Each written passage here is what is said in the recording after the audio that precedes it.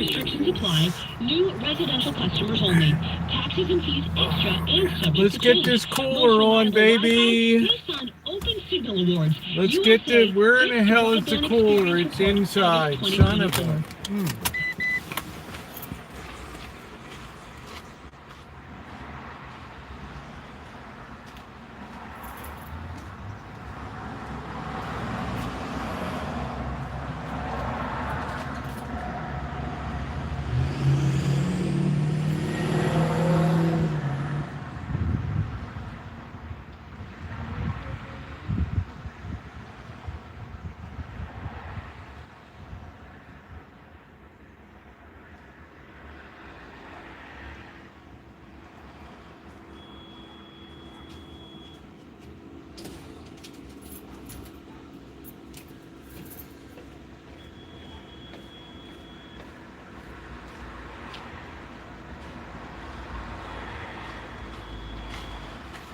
a. Ooh. As Arnold Schwarzenegger says, we need the cooler. Where's the cooler? We need the cooler. Hello, Shimei. How are you? Mystery, Ronnie. Hello. How are you? Hey, Judy. How are you? It ain't a bad day today. We're running the cooler. Let's see if we get the cooler. Oh, man. Oh, boy. This heat just won't...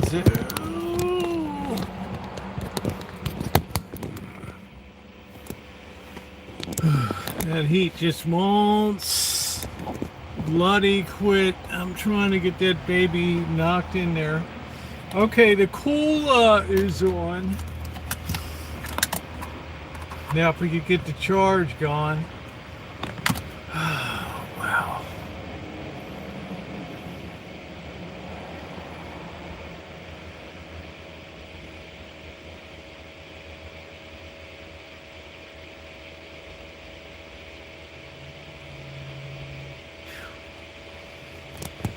It's like hotter than a $2 pistol, right? We're dicking around with this thing. All right, it's also goodbye truck day. After today, you will no longer see the truck on the property. When it will return, if it returns, who knows? How you doing, Ma Ridge? What is going on? Let's see, people ask me to talk about, I don't know why people keep pressing me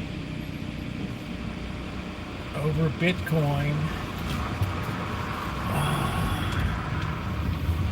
I guess if you bought it 124,000, maybe you're a little bit worried. Yeah, at 108,000 or whatever.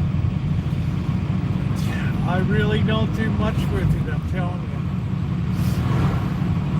I've always made one thing perfectly clear: I don't understand it. If I don't understand it, I don't take time to try to educate myself more about it. I know it's something that Bitcoins get created. After a certain number of Bitcoins are created, that'll be it. Somebody tell me how that's different than the United States mints producing 500,000 1909 San Francisco minted Victor D. Brenner designed Lincoln cents. And then once the production run is over, that's it. It's a finite supply of the most collectible Lincoln cent. That's it.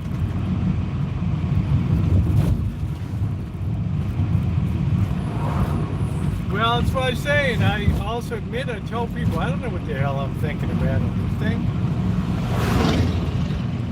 For a while, it was, you know, what I was predicting was, yeah, it was coming true, and then, you know, off we went to the races. So I said to myself, I don't even understand. But I do understand very illiquid markets, and we're going to talk about that today.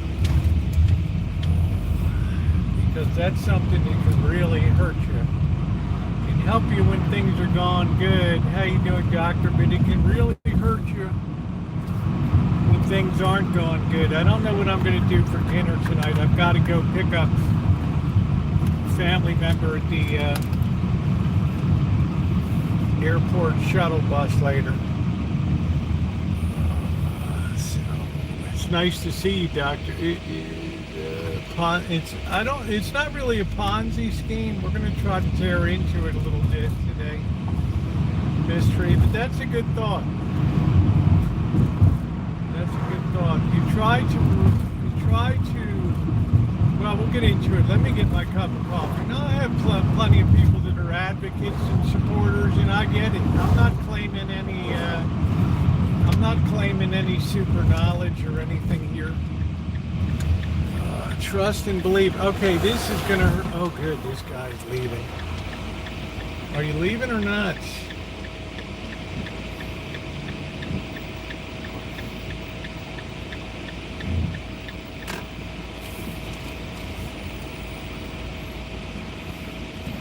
We're not going to get any relief from this sun, though.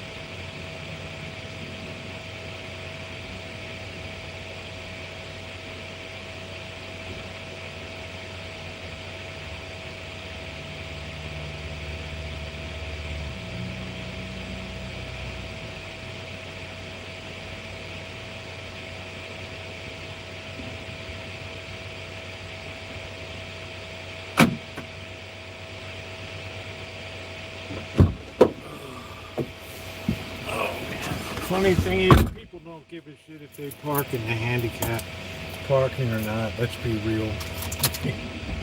I mean, shit. Hey, Nino, how are you? Does coffee make you poop, Mel? Hey, how you doing, Melody? What's going on? What's up, Ellie? How are you? Let's make sure we're charging here. I'm surprised there's so many people around on Laborious Day. I don't have that Hemong or Laotian or Cambo girl that was out here. I guess she was cursing yesterday. I don't know what the hell she was doing.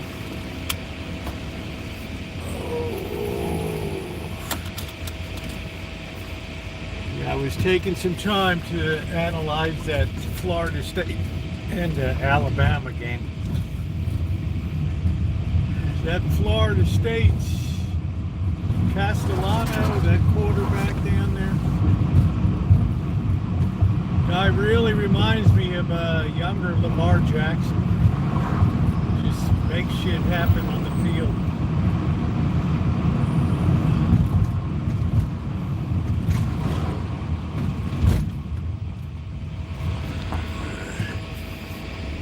I would think that you would be all about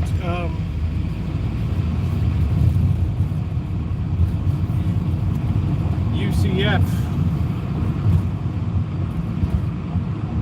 University of Central Florida. I thought that was your school. Miami's going to be brutal because Miami's got a really great pass defense there. Their cornerback, safeties, yeah, those guys are outstanding back there. Yeah, they make it hard. You can't hurt Miami with this deep pass. So you're gonna have to just grind it out. Can they be beaten? Yeah, they can be beaten. It's too early to tell. You know, you gotta be. This is the time of football. People draw a lot of conclusions out that shouldn't ought to be drawn about the year. It's way too early. You put Florida State and Alabama together, and you don't really know whether Alabama's just lousier than they used to be, or Florida State is better. Well, they had to be better than last year. Just don't know. It's a pig in a poke still right now. So you have to really analyze the players, see the way the stuff is matching up, and then take it from there. Because you know, the books took a beating on that Florida State. Tallahassee was bringing the hammer, the Knoll Nation. And there comes the chief, Unugawa, or whatever. Dun, dun, dun, dun, dun, dun, dun, dun. He comes out on that Palomino horse with that Indian spear on fire. Yeah. He gets him fired up in Florida State. It's one of the greatest football openers there is. That in Penn State and the whiteout up there. When you're playing in the big house in Michigan.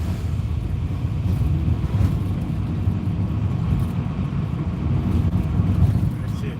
Playing in the big house. And I have to say, Cal looked pretty sharp against Oregon State.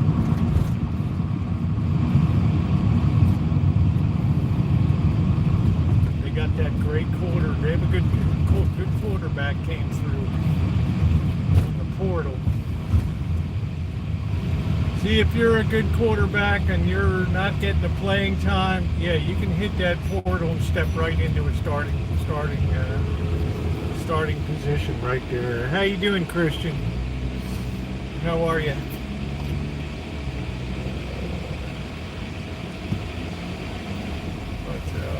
Yeah, we're going to tear into a few things. I had a very short stream last night on the other channel.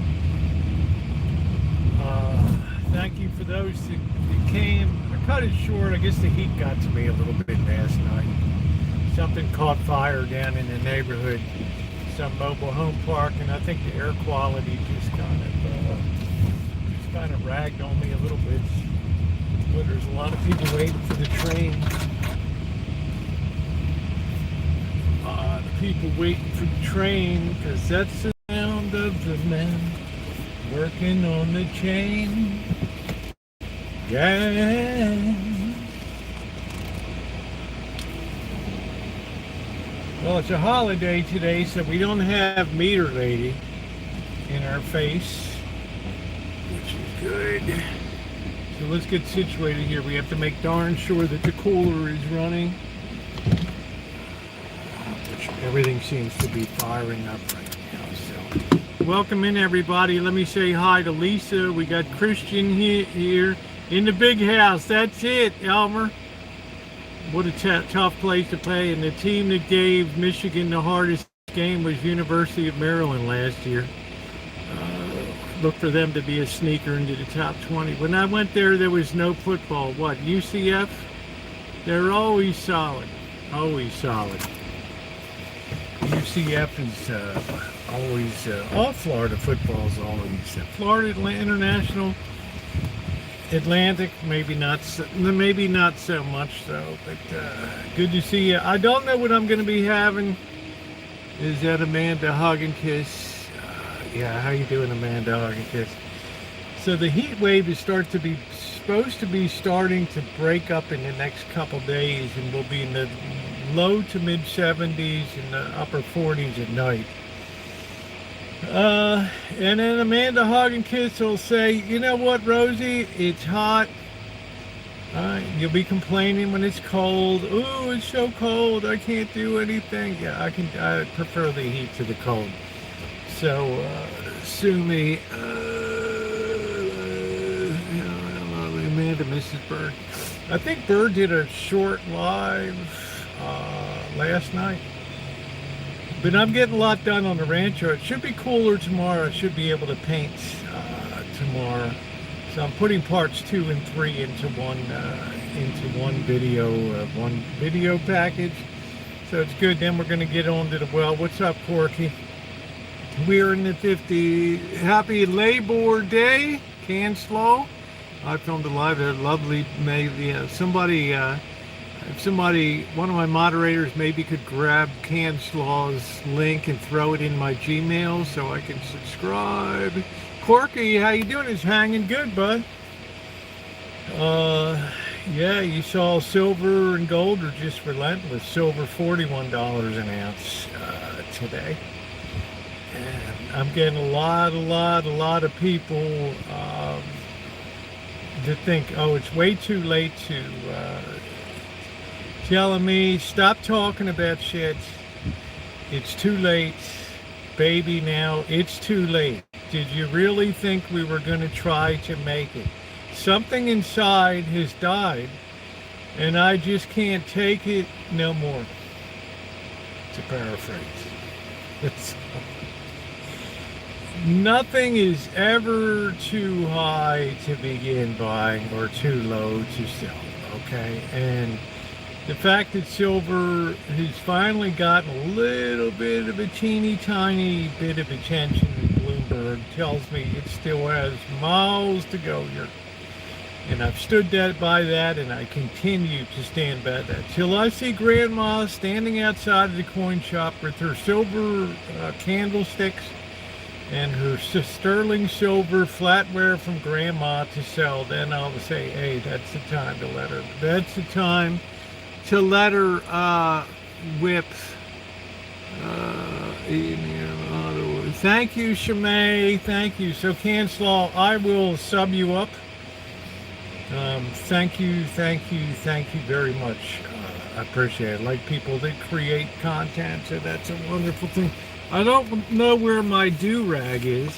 I thought I had one. This one was used to wipe crabs all up, and that's all right. I don't care. That's honestly my thoughts. Now, why would I say back to school and work for many tomorrow? Summer flew by again. Well, we've been back to school for about 2 weeks. But I don't see a lot of cool school kids, and I don't see a lot of buses around. There just aren't a lot of young people around here anymore. A lot of the families that have a lot of young kids, yeah, but some of them have deported now and got the hell out of Dodge.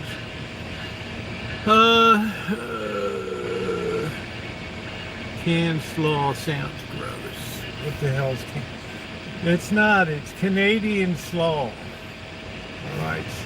I've never seen canned slaw. Oh, man. What office did I run for? Pretend to get them for by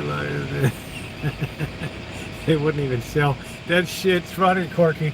They don't even sell, nobody even sells rock crabs. They're just, people don't like them. It's too hard to pick the meat, and they don't dig it. I've got about 2/3 of the feeling back in my hand now, so I guess we're making some progress here. But yeah, I'll eat any kind of crab basically, as long as it's not one of those weird looking spider crabs.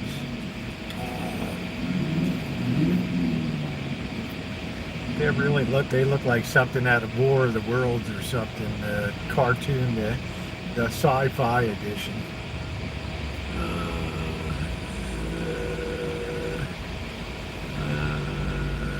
Holding the eyes. I don't know. Canned slaw, Canadian law. Maybe it's Canadian law. So about silver and gold. I say once again, nobody has definitively put their finger on why. Like, it took a while in the 1970s to figure out why gold was going up from $50 an ounce. And when it finally got to about $500, $600 an ounce, people said, oh, it's because of inflation that's out of control. And then interest rates went up to 16, 17% on treasury bonds and all that kind of crap. It took a long time. It took quite a few years, and of course by the time the price really soared and made headlines, it was over at that point.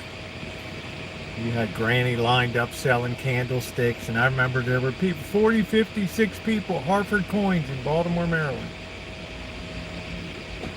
People lined up to sell their silver serving trays, candlesticks, everything that wasn't bolted down. Well, we already went through one massive wave of liquidation of silver at that particular time. Massive. Not that many people, especially young people today, go out and get gifted or buy silver services for their weddings, or 8-setting china. Buy a china closet, have the Royal Dalton on display. It's not part of our society. We've stripped ourselves of really precious metals here, and we're like a 10-karat gold and a gold-plated society now. So anything that people could sell that had silver value is already gone. Already gone. That went into the melter. Shredded shredded aluminum. I'm Canadian. There we go. Scraping vein. I sent the doctor that one. Yeah, I've been. Yeah, metal detecting is wonderful. That's what brought the wonderful canned slaw over. Yeah, I was on the other channel last night for a little bit. Silver's going up. Hey, Beaver. Silver's been going up for years. I've got the Giants jersey on today. And the big question is why? And people always tell me, oh, Rosie, inflation is under control now.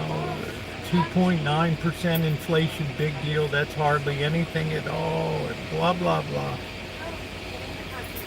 So I will say to you, yeah, okay, inflation is pretty tame. So let's just put that in the possible category. let's now move up financial instability up to the top. Now, the reason people don't move this up to the top.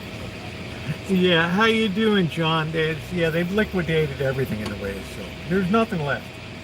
I don't even know if there's gold in Fort Knox. I don't even know. Because people in this nation have never experienced since 1932 into early 1933, they have never experienced risk. Think about that. They have never experienced financial risk. This has been an unknown thing in this nation, and this is why I've pushed this up to the top of the list, because people do not know how to evaluate risk anymore, because we live in a failocracy. Not a democracy, but a failocracy, meaning when the shit hits the fan, society as a whole bears the burden of, well, for lack of a better words, bears the burden of fuck up. If the investment houses, the Lehman Brothers, whatever, goes tits up, or Bethlehem Steel goes into technical bankruptcy, the United States takes over the pensions, the Pension Benefit Guarantee Board. Everybody's made whole. They rush out. We used to have, I don't know what it was, $40,000 of insurance on savings accounts, FDIC insurance, I don't know what it was, 50,000 or 100,000. As soon as that housing financial crisis hit in 2008, everybody started worrying about, oh wow, what about these bank deposits at Washington Mutual, and what about Countrywide, and what's happening, and Fifth Third Bank, and all these shitty banks out there? What's going to happen to our above $50,000? Hey, Candace Law. What's going to happen to them? What does the government do? They immediately rush in and increase the deposit amount to $250,000 per deposit, with no increase in ability to cover those sort of loans. But it's all a psychological thing anyway. As long as you think that your money is safe, you have no reason to get in your car, as my grandmother did back in 1933, when she got home from work and or Saturday morning, right, out shopping, and somebody runs down the street. May, that was my grandmother's nickname.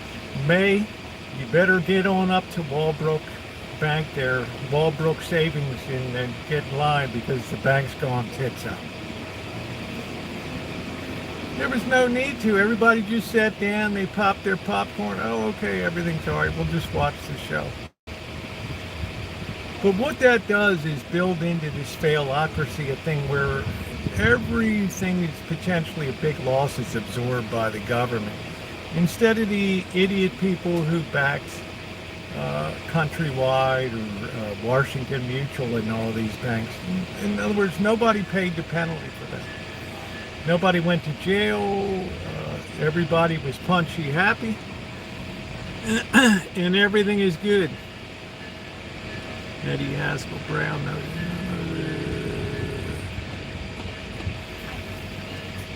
Which brings me to where we are now. Notice people are good at privatizing profits. Oh shit, when stuff goes on, yeah, you can't share in that. Okay? If we pull Fannie Mae and Freddie Mac, we pull their nuts out of the fire and save them, well, you can't participate as we go ahead and refloat them on the exchange or whatever and monetize them again. You got no ability. President Trump is like, no, that's our, we'll keep that as an asset on the Treasury's books or whatever. This is the kind of stuff I'm talking about. you do this stuff for so long, and you lose the ability to clean the dead wood out of the economy. Nobody gets punished, nobody loses jobs, nobody goes to jail. Big deal. No harm, no foul. And you get into this thing where people don't even know risk anymore. And this is exactly what I'm saying. People alive today do not know real financial risk. They assume whatever happens, it'll be like 2008. The government will come riding in and take care of whatever the hell happens. They'll eat the loss and we'll be just fine. Yeah, I didn't feel bad yesterday. It's just a little ragdad county. This is the message to me that gold and silver have been sending. The message is there's something coming up here that's going to undermine your long-held belief that government can tackle any monetary problem that comes along. This is uncharted and new ground off. Very, very uncharted and new ground. I'm about to watch all these people that were leaving large fees just have their debt forgiven. How you doing, Sean?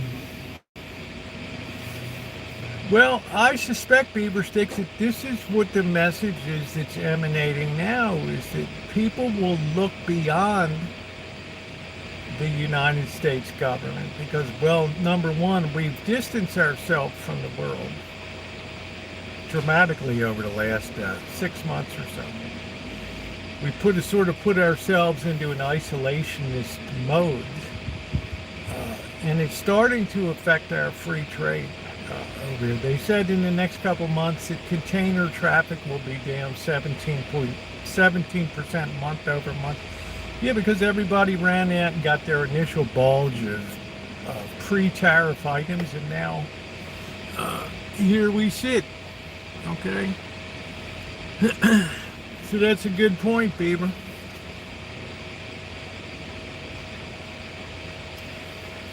The other thing too, if it was all about inflation, precious metals, if the only reason that they were rising is because of inflation, what right does the precious metal? Remember, the big rise didn't happen until well after the pandemic, after already the big prices increases and things like that. You got to look at the timing of things. Why didn't gold just seemingly go up 10% or 12%? Why did it triple, more than triple in price? Yeah, Rosie, that's strange. It's really out of proportion to the rise of inflation. It should have been almost percentage for percentage. If the cost of living goes up 10%, yeah, okay, the price of gold should go from $810 up 10%, should go to $880 an ounce. And here we sit today at $3,500 an ounce. I'm sorry, but inflation doesn't explain that rise. What explains it best of all is that the demands to have something tangible behind a currency. Something that it needs to have several parts to it. It needs to have a very long track record. It needs to be innately valuable. In other words, it has to have some use besides just like a Bitcoin. Okay, I could use it as like a screwdriver on a big-headed wood screw. Yeah, I might be able to turn a wood screw with it. But apart from being a Bitcoin, it has no value to it.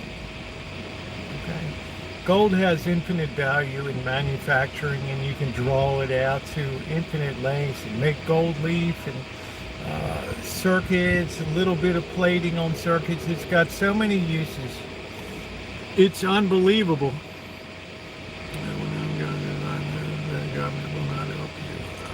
Well, why shouldn't it go to the, hey Emmanuel, how you doing? Why shouldn't it go to that level?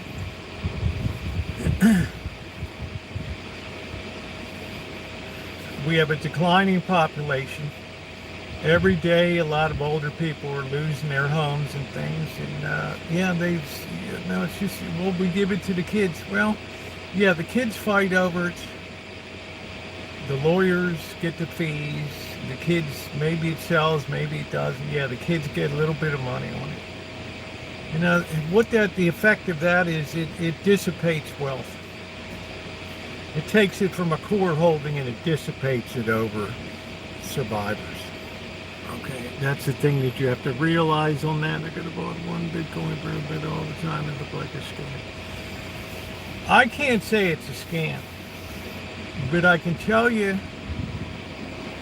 that it doesn't meet the test of something that can be used in an international financial system. The third problem is it's not a liquid market. There's not a lot of trading that goes on in Bitcoin. There's not a lot of people. I love Mystery. I love Amanda Hoggenkiss, Dr. Frankenstein, but I don't know if they have $110,000 to whip back and forth in accounts and buying and selling. But a lot of people do have $3,000. A lot of people do have $40 an ounce for silver and things like that. So the market's much more liquid. There's much more buying and selling occurring on an everyday basis. Well, a lot of people, there's people that lost their account. There's people whose accounts get hacked, compromised. And guess what? There's no bank of Bitcoin to say, you know what? Shit. Well, you know, Miss Tree, we feel awful about it. You know, I was talking to the board of directors today. You know, the vice president. We were all sitting in a meeting this morning, and I carefully relayed your story about how the Bitcoin wallet got hacked. And yeah, we fronted for that product. Yeah, we had the introductory thing. Yeah, we did earn a fee on that. You know, placing those funds in that Bitcoin or whatever. But, you know, as far as replacing it, we're under no obligation to put that back. Now, get your ass out of our bank. I'm going to call my lawyer, my medical bills. Yeah, I hear you. Gold fits the bill. Gold has the history. Gold has the liquidity. Gold is already amassed. There's already been tremendous reserves of gold and silver amassed overseas in places, especially the Far East, in India and in China, have amassed massive quantities of it. And they're not selling any of it. They're not selling any of it.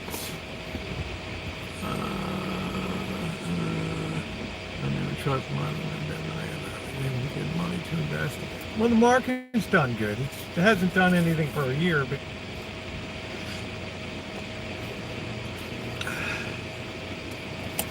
you know, it's a difficult proposition. So that's why I can't look at inflation as what's going on right now, because I'm not really seeing it.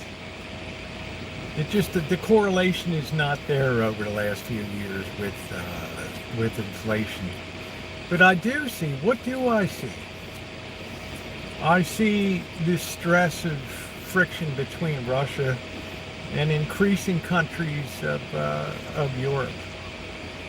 This fear that we don't know what the hell Russia's intentions are at the end of the day. I don't know, one of these ministers got her plane GPS jammed by Russians, some kind of doohickey or something. In other words, there's a lot of bad blood right now. There's a lot of people that are nervous that it's all not going to end well at the end of the day. It's not going to end well. Whatever's going on.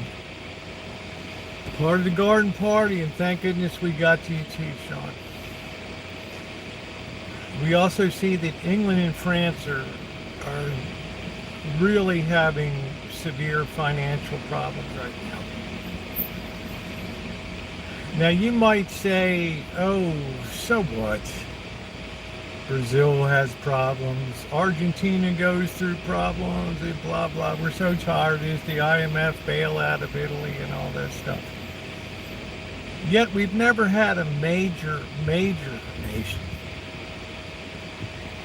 that has really run the table on how much money they can borrow.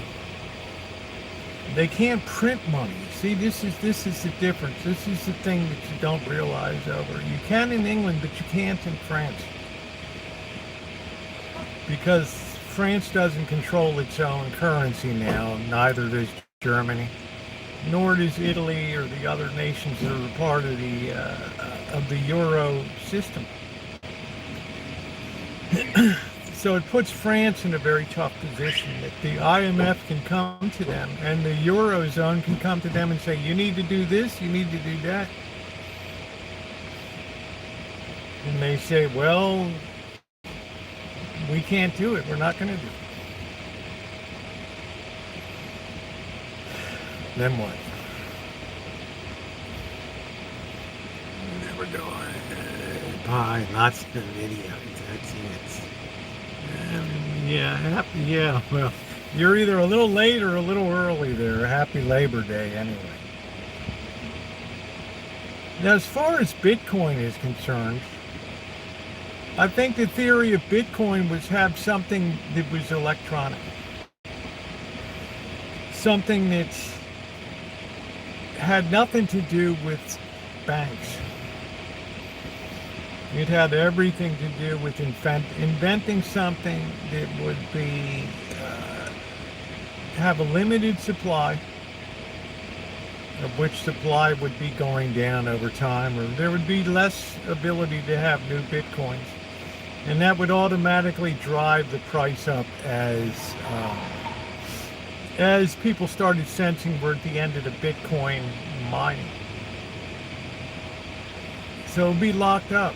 But it's a concept. It's an electronic trading concept that's saying we're going to create something that's only going to have a finite amount of them. You have to mine them. We don't just sell them. You have to mine them or else buy them on the open market. And people said about Bitcoin mining using tremendous amounts of energy. And they would put them into these crypto wallets. And Coinbase and these other companies would be able to hold your crypto, but some of these get hacked, and there's no insurance. They're not going to replace it. They're going to say, sorry, you got hacked, your information was stolen. We're going to let you have 90 days free credit monitoring from, whatever.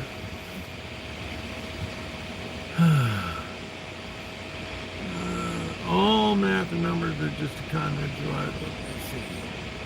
And you're going to be put on the moon soon. I can't wait, Beaver. I'm going to be linked into that data. So let's not lose the flow of this thing. Now, a couple things argue for Bitcoin, and we've discussed some of them, limited supply. And when things are going good and the Bitcoin's rising, we see Johnny and Mass coming in here and beating the drum about Bitcoin. But when we're under pressure like we've been for the last 2 weeks, the hawkers kind of disappear. Hey, Alan. And it's fine. I told Johnny told John, I don't know, I bailed out last year. I don't know what it is, man. I don't know. To me, it just looks like the greater full theory, because no government is ever going to institute it in its financial scheme. Trump got a little hot for teacher. Yeah, maybe we'll have some Bitcoin in a treasury portfolio, and then, it slides off a bit. Well, maybe not. Or the Federal Reserve says, well, how do we put that into our system here? Now we have a hybrid. Are we a Bitcoin-based government? Or are we a U.S. dollar-based? In other words, the more you pump Bitcoin, the more you're taking away from the U.S. dollar. Anybody disagree with that? In other words, the more you make Bitcoin sound important, the worse it's going to be for our own currency, and our currency's been struggling. Why? Because other nations are having to raise interest rates are going up. Japan is going crazy right now because of what's going on with interest. They're not used to seeing it. Hey, Linda, how you doing? Happy Labor Day. Yeah, same to all of you. Now a data center. The old General Motors plant is now a data center. Isn't it beautiful that we just manipulate and we just sell data? We don't build anything. Well, actually, we build ourselves right out of existence because a little AI goes a long way. But let's continue down this Bitcoin path now. What's the problem with Bitcoin? One big problem is you cannot, like, if I have a share of NVIDIA and it goes to $2,500 a share, it's a little hard. Amanda Hogginkiss has got a shitload of money. Yeah, it becomes a little harder to buy a share, a couple shares of NVIDIA. So what does the board of directors do? They declare a stock split. For every share of NVIDIA you have, it's worth $2,500. We're going to give you 5 shares worth $500 each. In other words, we're giving you change for your $2,500. That makes it a lot more liquid and a lot more people can trade it. What happens with Bitcoin now?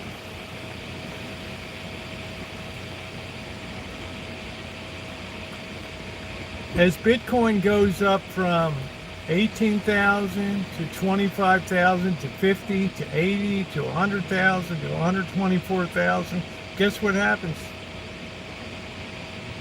Less and less people buy it.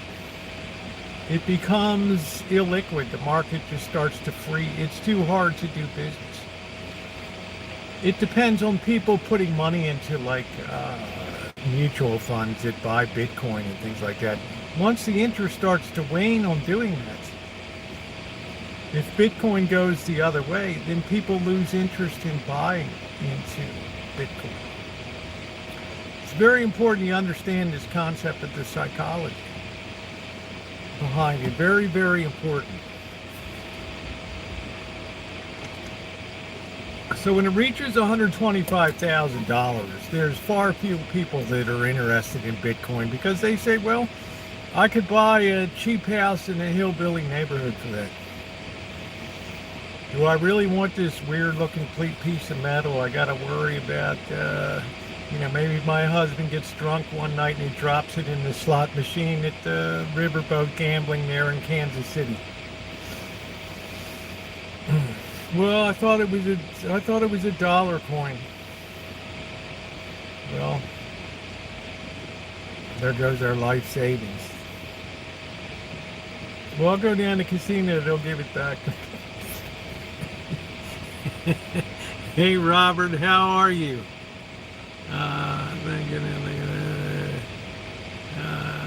Okay, I can't educate you if you don't get it. You're going to be a big league. Or one Bitcoin is 100 million Satoshis. Oh, here's Johnny. Yeah, we missed you for a few days, Johnny.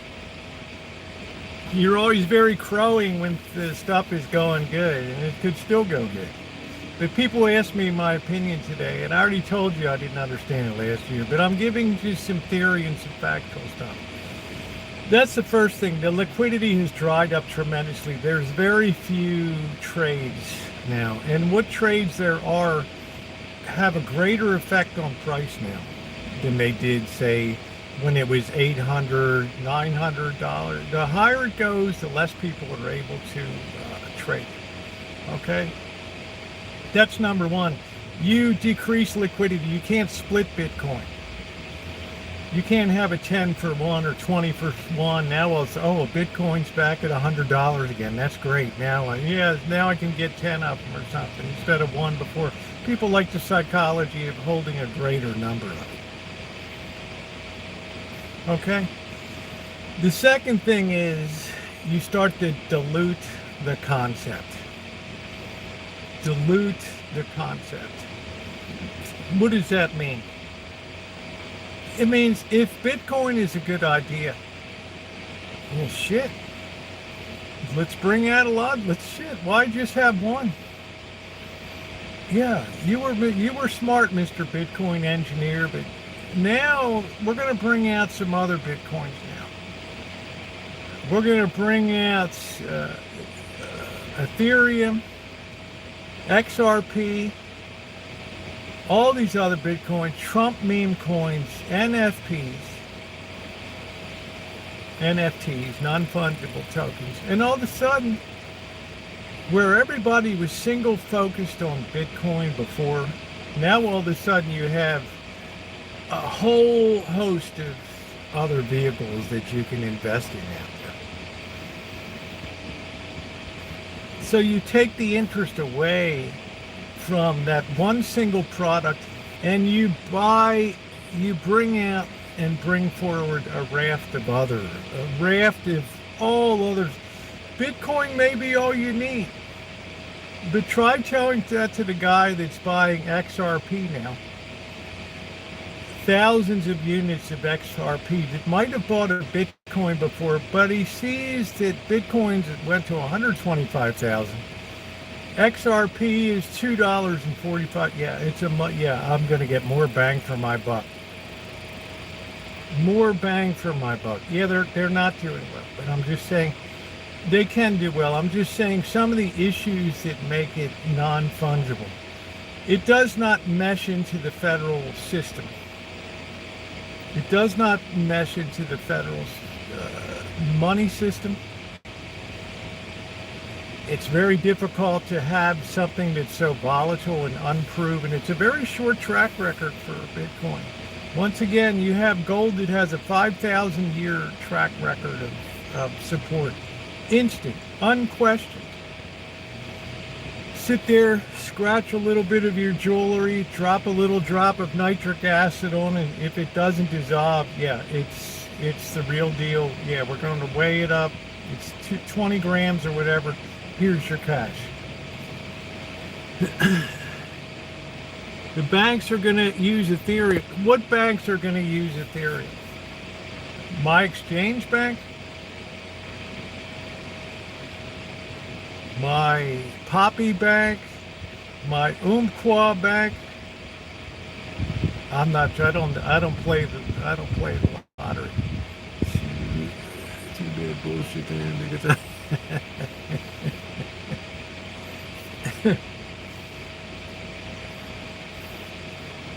So, I think when history chasing big banks from Tom Lee said it recently. I think as Bitcoin fluctuates here, I think banks don't want to have assets that are that volatile in their books. Speaking of banking and being a banker for years, volatility is something that banks don't want to have on there. If they put $50 million into Bitcoin and if the bottom drops out of it or whatever, then they really have to take a hit. If they have $50 million, they still have $50 million. Peter Thiel will be involved. Whatever happens, Pete. Well, of course, he's in the thick of everything. But just because you had a good idea on one thing doesn't mean that you're capable to understand other things. And and also once you have big money, it's easy to get involved. It's easy to get invited into other deals, and to get onto the ground floor. What's for dinner? No, we're covering this tonight. I was asked to revisit it. So that's the third thing. You have this dilution of interest that occurs. If one Bitcoin was a great idea, hey man, what an excellent idea. Yeah, let's bring out 50, 100, 200 Bitcoins. Nobody can stop me. I can have a Dogecoin. People that might have bought the idea of Bitcoin before are now involved in Dogecoins.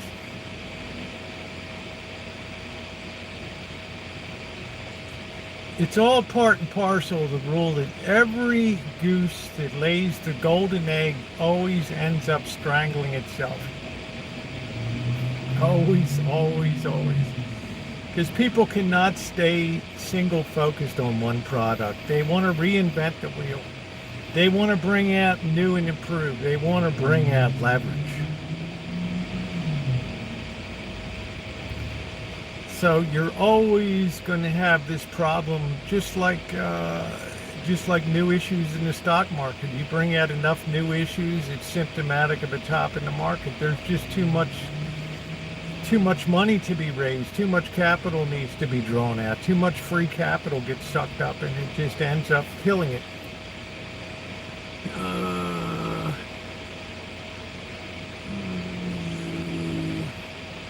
Who created Bitcoin? If you actually find it, you will never buy a Bitcoin. You know, I don't know who invented it. I mean, in a lot of ways, it's a great idea. But it's an idea now that has been around a while. It's starting to get seasoned now. People are no longer that concerned. Well, if they've minted the last of the Bitcoin, so what? We still have XRP that's going to have billions of whatever of them that are going to be minted. Ethereum, tons of them to be done. We don't need to worry about Bitcoin anymore.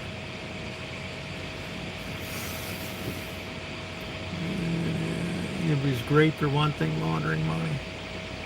And whoever talks like Chase Bank, let's face it, they might give lip service because, like me, Jamie Dimon saw Bitcoin go up and finally thought, well, I guess if we're going to be competitive in one way, we can't look like an antique bank. We probably have to be involved in some way, or shape, or another. But Jamie Dimon has said repeatedly that Bitcoin is just a scam. It's just a multi-level marketing scheme. There's nothing underneath it. There's no value, no intrinsic value to a Bitcoin. Well, aren't you sweet kitty? And I'm also susceptible to be dead wrong too. And I tell Johnny that, but I can see the tide has been turning. Now, you can't draw a lot of conclusions because liquidity is very low on Labor Day. Very low. But you have to think about things logically. You have to think about how people reacted to them. You have to think about how people reacted to the creation of Bitcoin. Well, we spawned other coins. Right? Yeah, Brenda, it's like it only keeps going up if people remain interested in it. But if they get their attention diverted like, wow, gold is much more interesting now, or gee, silver's above $41 an ounce. That looks like it's ready to romp, and maybe we should be looking at that too. You know, you start to, the interest level just goes down. The interest level just dissipates, and it takes real buying to put it up. Remember, anything can fall of its own weight, but it takes buying to put it up and keep it up. And if you start to have a preponderance where more people are selling on balance than buying, then you have a downtrend in place. So you have to get the news cycle, you have to get the psychology whipped up. So it makes it very, very, very, very challenging. But the worst enemy in my mind, the best thing about Bitcoin is that it's an idea that is technically savvy. But as I said before, that's a two-edged sword. Because you can't operate on street level with a Bitcoin.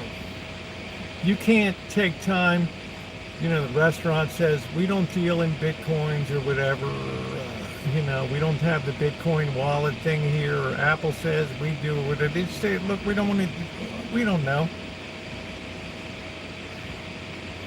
Great, enjoy it. We take credit cards and we take United States currency. That's it.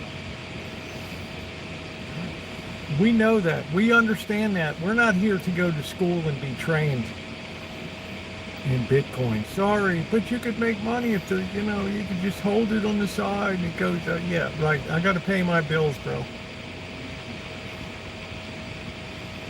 So there's that total wall of ignorance between all these engineer and all these technical investors, these Michael Saylors and all these people, and then you have the rest of the world down here.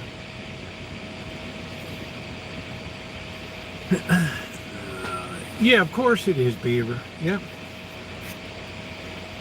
Yeah, because there's too many of them.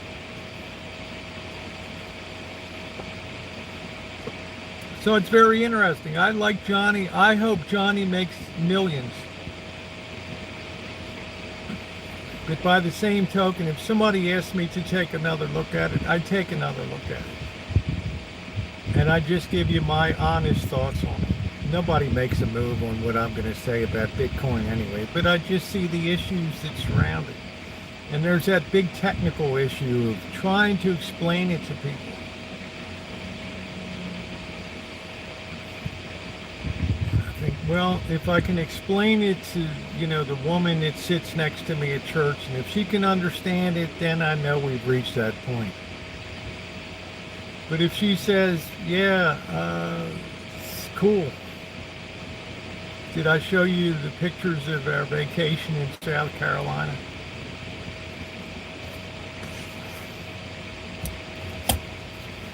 I show her a piece of gold and woo.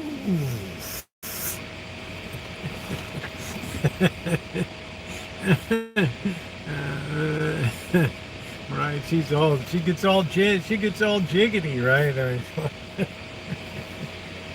mean, people have been so psychologically conditioned that you can't wish it away. You can say, well, people are just too stupid to get the concept or whatever, and it's not that they're too stupid. It's just that there's too many other alternatives that don't have that volatility in it. Plus, a lot of people don't have the money they used to have anyway. Right, Kitty? I show that $20 gold piece, yeah. I'm the talk of the crew. So those are the issues that I think are very, very difficult to overcome. It contains the seed of its own demise in creating too many other products that come out and compete with it. That's why I say every goose eventually strangles itself that lays golden eggs, because people get greedy. Speaking without noticing. Oh, well, I don't know about that, Melanie. And it's not me. People send me stuff, and can you talk about this? Or can you talk about that? Yeah, thank you for the gold and silver. Now, what's the next trick? You're like, blah, blah. Okay, we got it. Yeah, thanks.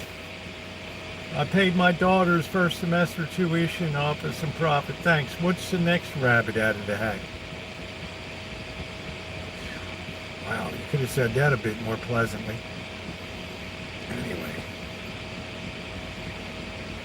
People want to talk about it. People thought I was crazy 2 years ago about personal protection and the state of things in the world, and the way that people have just absolutely lost their minds, especially some young people, because they totally lack values these days. They have no concept of values in the world. Not all of them. Just enough to be very problematic to society. It doesn't take everybody to lose their mind. It only takes what I call the 5% dilution in there to really cause problems. And that's exactly what I'm dealing with now. Love you too, Sean. Especially after the big selling. I agree with Melanie. I feel, yeah, thank you, Brenda. But we try to be fair. We try to be balanced here. So I still accept there's some things about Bitcoin I probably just don't understand. I'm not smart enough to get into it. I don't know. But I do know human nature better than anyone. And I do know how critical human nature is when it comes to underlying everything in our society, from investing to what we believe to anything. And if somebody sees that somebody's making good coin on an idea, a Bitcoin, you better believe they'll be working with the lights on late at night with the sleeves rolled up, figuring out how they can get a piece of that action. And that's exactly what's happened over the last year in particular, is this whole shitload of meme products and coins and all this stuff that people will probably look back one day and say, this is one of the stupidest things that ever happened to a society. But it'll look good framed on the wall.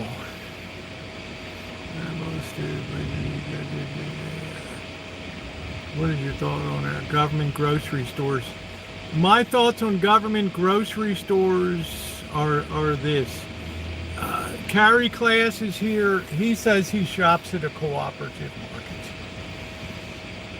Where does this idea of a cooperative market come from? It's usually born of a perceived stress. It comes of two ways. First is there's people that believe in the quality aspect of the food that they get in a co-op. They know the people that grow it. If they say it's organic, it's organic. They're not running down to Safeway and buying shit and throwing it in there. Okay, here and charging a buck up. There's people that like that idea on a co-op.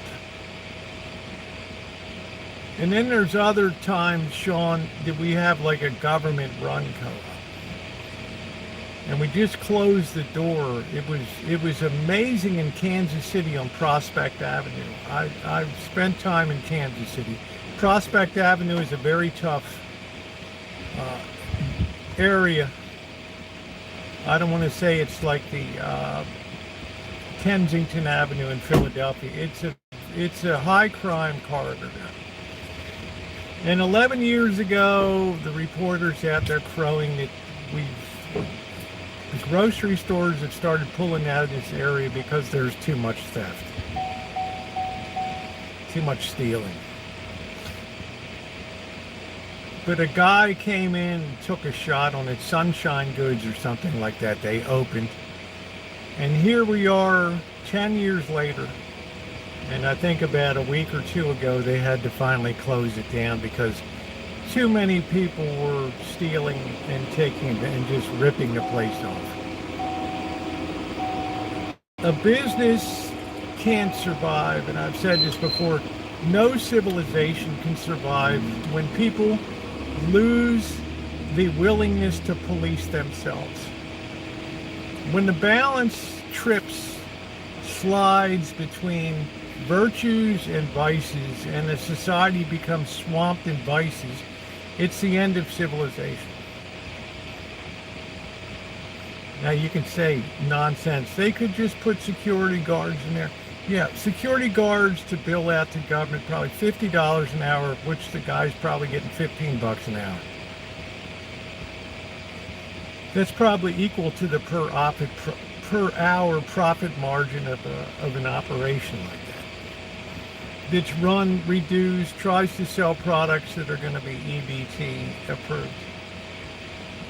But at the end of the day, if people don't understand, and it's not that they don't have the money, it's just that they don't want to pay. They don't feel any compunction not to steal, not to load up their outfits with slices of, packaged beef and all these goodies. When you solve that problem, then you'll solve the problem of desperate food islands that have no supermarkets or anything.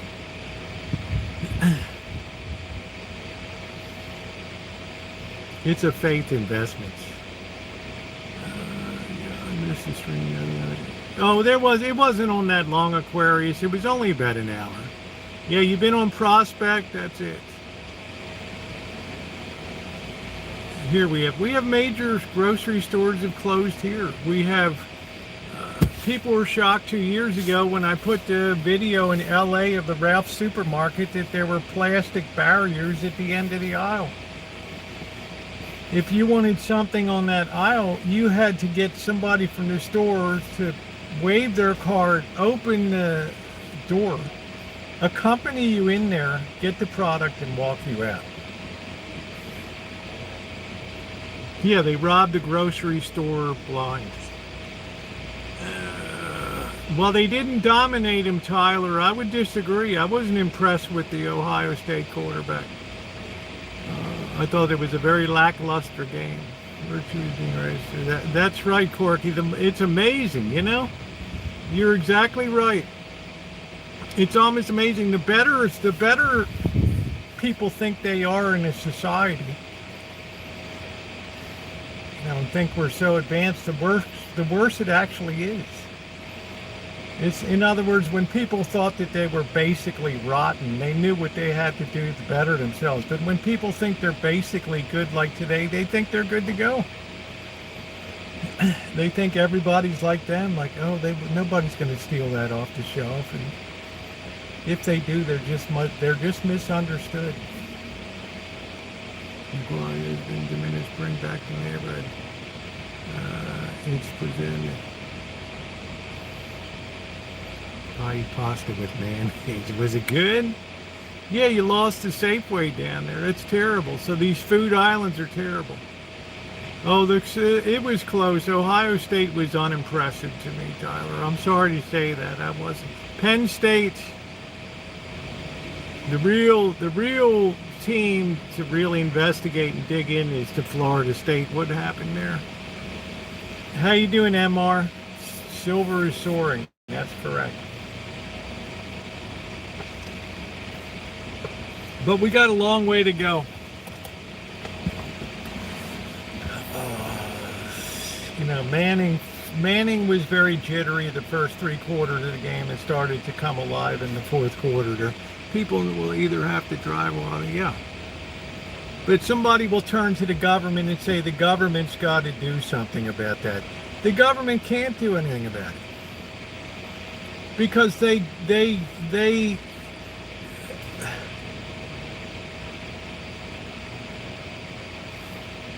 tossed aside the mandate of educating people. They threw that aside and said people are just basically good by nature and kids will be good. No, people are rotten by nature. And today we get what we get. The phenomena of pushing out of the door with the grocery cart loaded down with goods, and I want it, I like it, I take it, now stop me. But you know you shouldn't steal. Says who? You stupid. Yeah, you be the sucker, not me.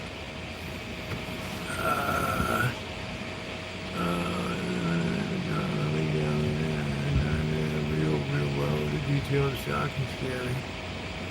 Get also in a great. Well, the sad thing is, and I guess it's the natural thing, is if you can't get food in your area, yeah, you'll go where you can, and then, yeah, say hello in your neighborhood. It's like the Hunt Valley Mall out in in Baltimore County there. Very rich area. Hunt Valley, fancy homes, country clubs, home base at McCormick Spices, beautiful. Dynamic rolling hills, beautiful Maryland, typical Maryland. They built that light rail system and it went out north there. And within 2 years of that light rail station opening at Hunt Valley Mall, they had just, the thugs had just obliterated that mall. Just obliterated it.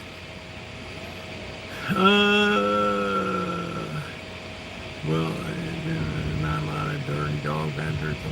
There's a lot in our community. And there's a lot in my neighborhood. But they're more about treats. You know, they're selling ice creams and cut fruit and all that. when you hear the car,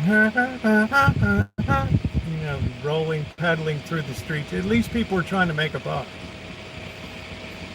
And, people enjoy supporting those little independent vendors. And I see a lot more vendors on the street selling because it's a way to make money. It's hard to make money these days. So there's more vendors out there. Yeah, that's right. Hey, Tommy. Any thoughts on Trump rumors? What's the rumor?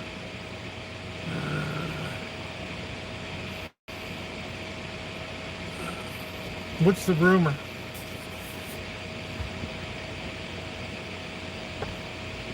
We were talking about, some people asked me to talk about Bitcoin.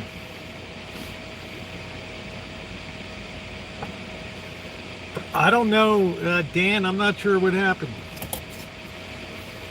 I don't know, I didn't hear any news about it. Rumors are just the rumors. Oh, okay. I don't know. I'm from Missouri, show me. He wouldn't be the first president to have a stroke in office.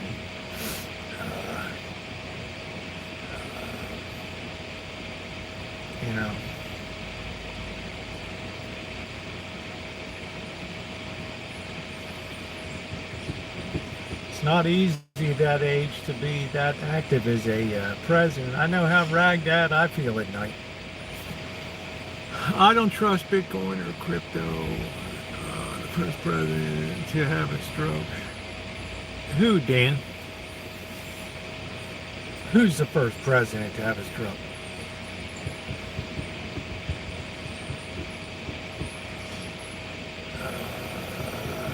He's not the first president to have a stroke. You don't know history very well if you don't know who the first president was. I have a stroke every night when I see the cats. That's right, Corky. How many times were you mugged in Baltimore? I mean, not really mugged, but I got in some bad fights.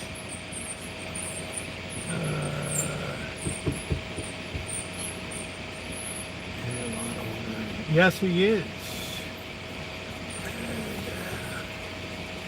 No, it wasn't Roosevelt. No. First felon. First felon. I thought he said stroke. Okay. I don't know. Oh shit, mystery. He struck Melanie. Melania is. That's funny. Oh shit. That's funny.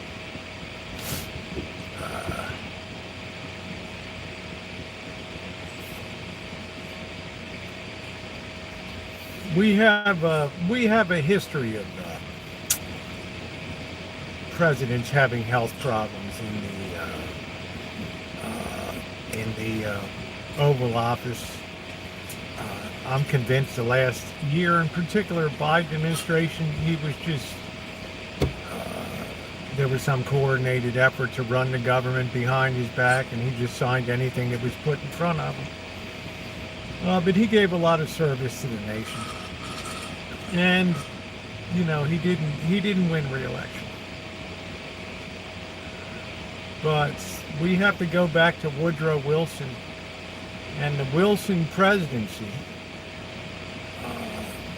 When President Wilson journeyed to France, to Versailles, to hammer out the Versailles Treaty, figuring out what to do at the end after the truce that was declared in November of 1918. He landed in France in June of 1918. But there was something else that was still lingering on at that particular time that was still racking the world, and that was the Spanish flu. And he got so sick that they thought he was going to pass away. He was coughing so hard that two things happened. They theorized that he coughed so hard that he had a minor aneurysm in his brain because he was coughing so hard. They thought they were starting to make preparations for shipping a body back to the United States. And then when he came back to the conference, he was a different person. He did not try to stand up for Germany anymore and say we need to have a fair deal or we're going to have a second world war, which he was correct in. And Clemenceau and Lloyd George and all them, they were bound and determined, no, there's going to be punishment meted out and it's going to go down hard on Germany. So Wilson came back after a couple weeks out, pale, and he was like a totally different person when he got into the negotiations. He came home, he said, yeah, we should have a League of Nations. He signed his presidential signature to it.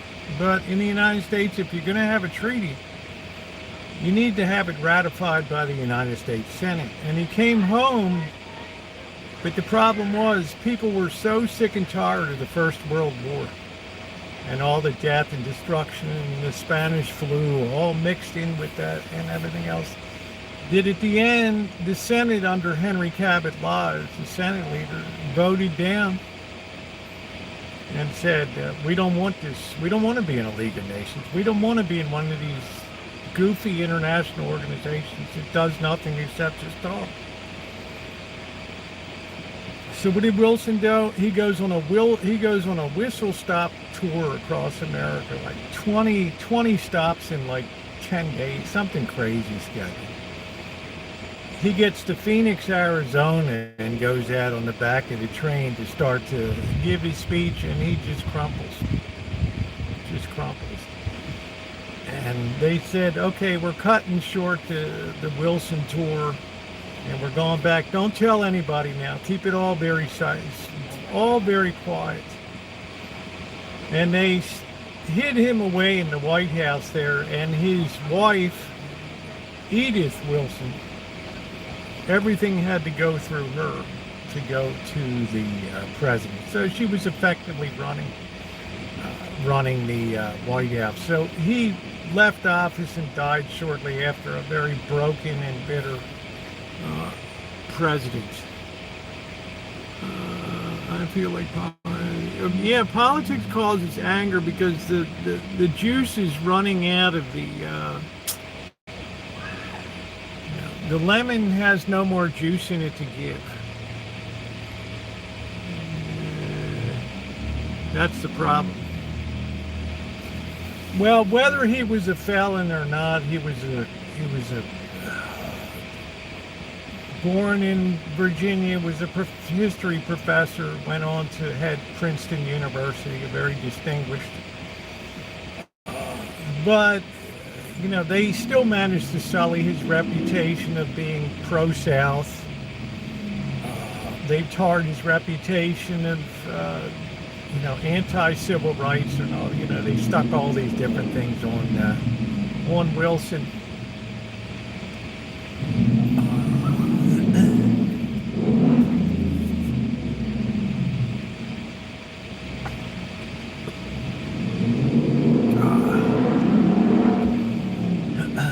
Well, Dan, I had to straighten you out there.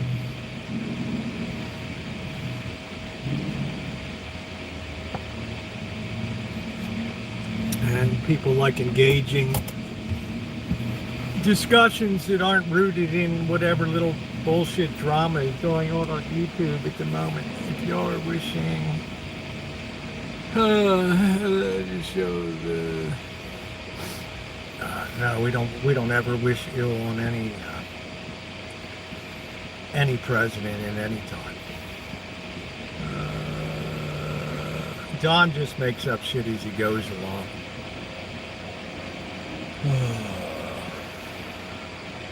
Yeah, it's only 94 degrees.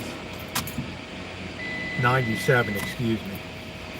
Yeah, it's a little sweaty.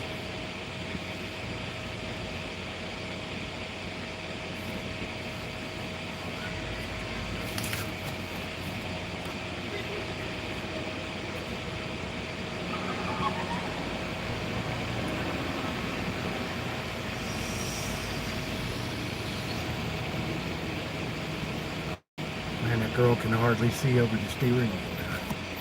Oh,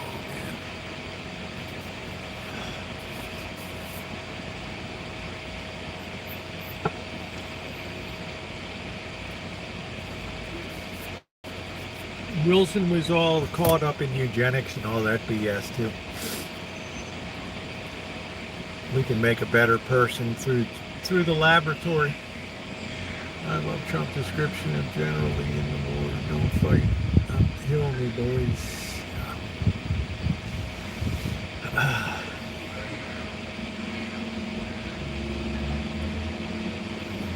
Lee paid a heavy price for his whole family's estate turned into Arlington National Cemetery.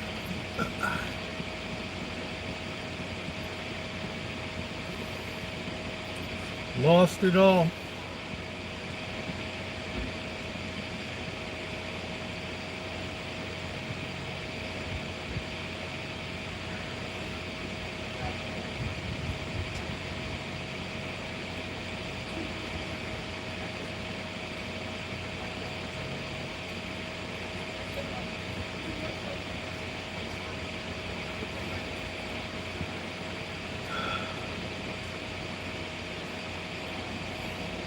I guess they had a day game down in the Giants today. I don't know.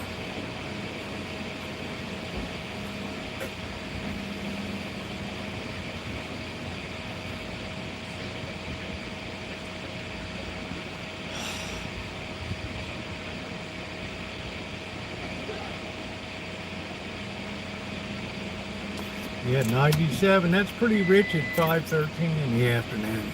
Oh man. Let's make sure we're on all messages. I'm still on that top chat. Wasn't a doughy fast food eating POS. I don't know. Did we say he was? I miss Howard Cosell.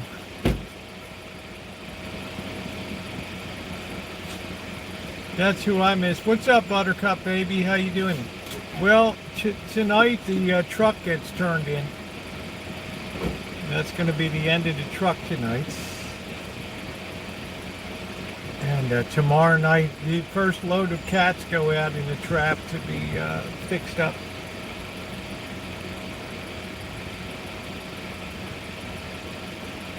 Young lovers getting off the train for the big hug.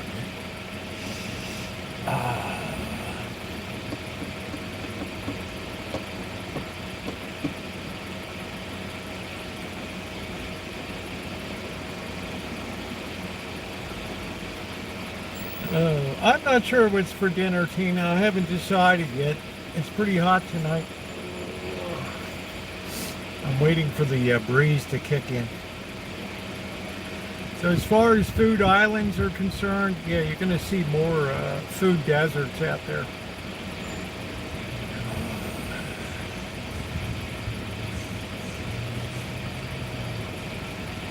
Then I don't know. Co-ops, government. More people will depend on government, I guess.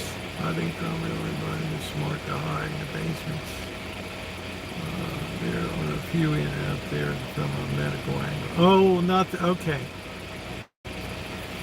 Yeah.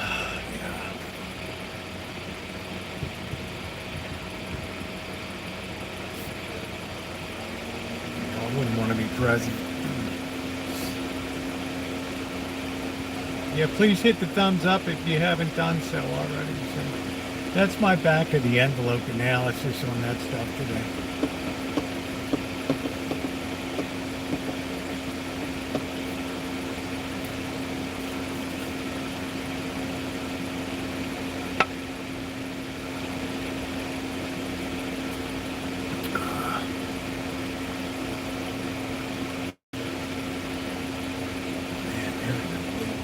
Blowing today. And that's going to be wild. The cats are gone tomorrow night.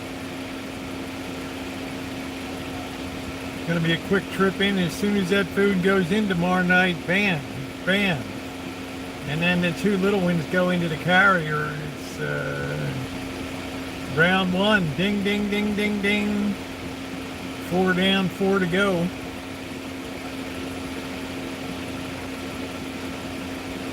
We're going to get that little Karl Marx tribe.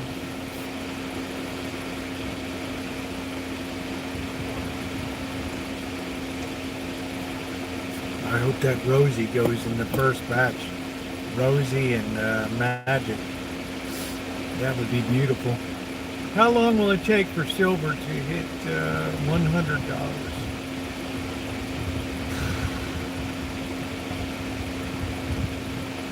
I really don't know, Christian. The only thing I can say for sure is it's in a pretty solid uptrend. And it's just starting to get a little bit of tiny attention right now.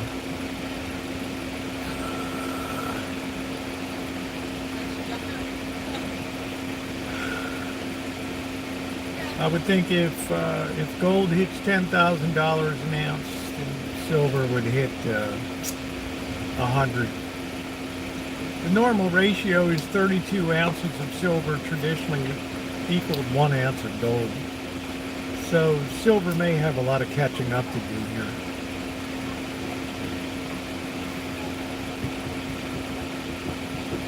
And we haven't even had any news yet that would cause people to scramble and have limit up moves in the future market.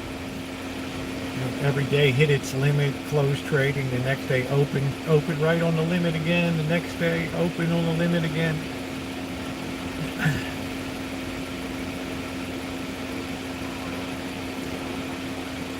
We don't even have an idea why it's going up, which makes it a great investment. What about all those electricity, those new AI consumers? They're all important. At the aggregate, it all adds to it. I suspect a lot of it's gone into military use. It's a lot harder to mine these days. The easiest thing is to expand existing mining, but that's if the ore is there. But even in the third world countries, they're still kind of opposed to just massacring the land to get minerals out and things. So a lot more environmental pressures now to keep mining away.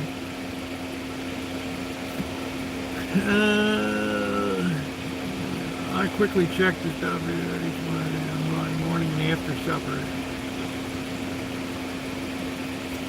Well, I don't know what kind of deal they make. I mean, India doesn't really have a lot to offer yet.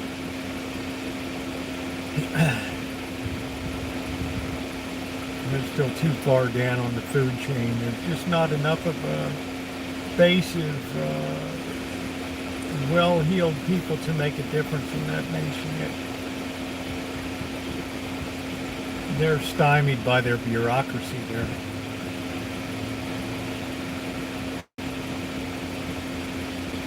What they say when I used to be here, they took the best part of the British system, the rail system, and the worst part, the bureaucracy.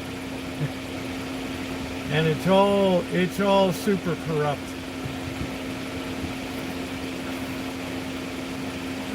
I have some silver dollars in the late 1800s, yeah. Check the dates and mint marks.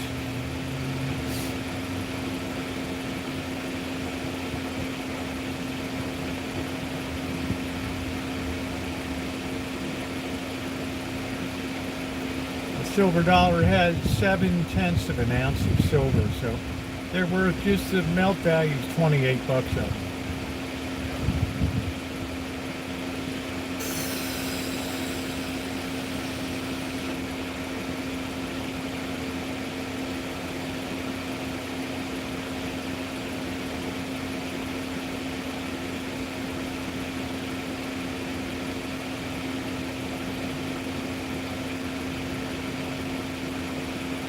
I guess I'll get my concealed carry permit going now that I have time.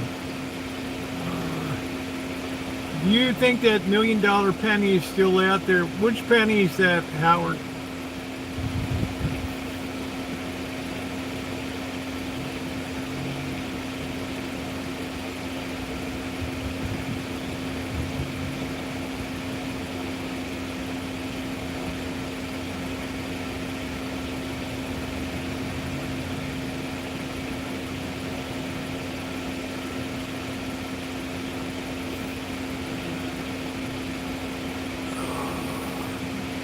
Yeah, numismatics are dying.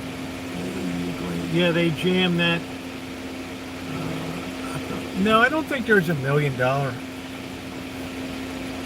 In the United States, maybe some of the early colonial flowing hair 1797 ones. But I don't think any coin's ever gone. I don't think it's gone for $1 million.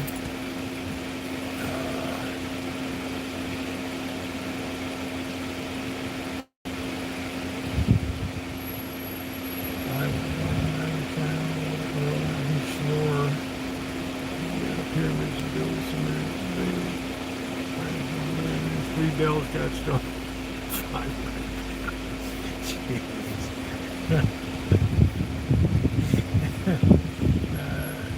Where's Blackbird?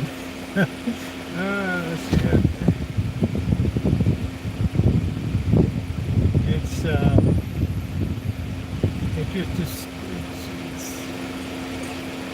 It's just hunted coyotes.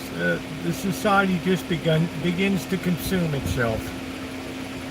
There are no more limits anymore on behavior. There are no more lines that you cross. There's not the ethical basis for it anymore. It's just a hunk of metal. It has no symbolic value to people.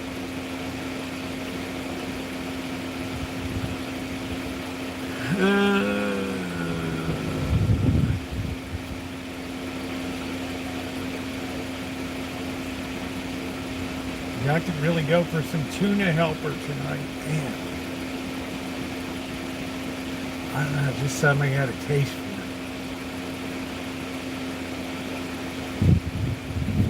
it. Ain't that weird?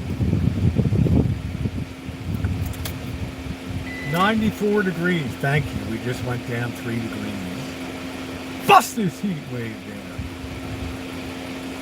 Food good, rangy, fresh. Yeah, some Indian food is very good. Some is unknown during these times. We aren't even aware. All the unknowns during these times there. Well, Brenda, we undercut ourselves. That's the funniest thing. I mean, it's just been such an amazing flip-flop over 500 years.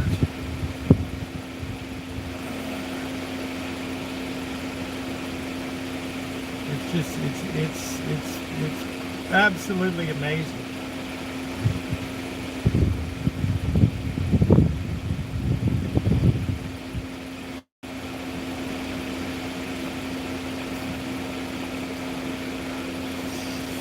Yeah, tuna, the most abundant liquid asset right now is stupidity. Corkster, our resident philosopher. Well, I just think it's funny, like a couple hundred years ago, you had the great preachers, Jonathan Edwards, and the Second Enlightenment period. And at that time, it's like society, very few people considered themselves worthy of salvation.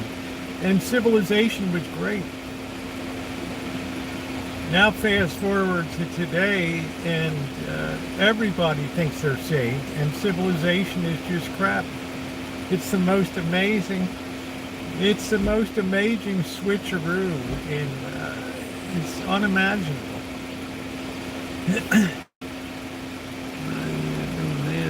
That's right, Brenda.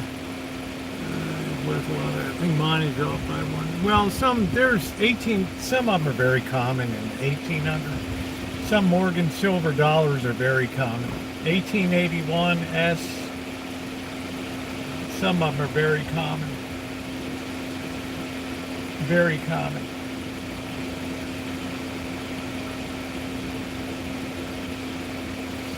Yeah, it truly is amazing how society's flip-flopped in such a short period of time.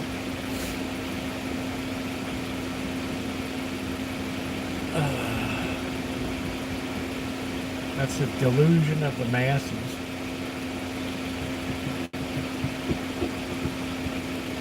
Live as you want, think as you want, do as you want. It's all good in the end.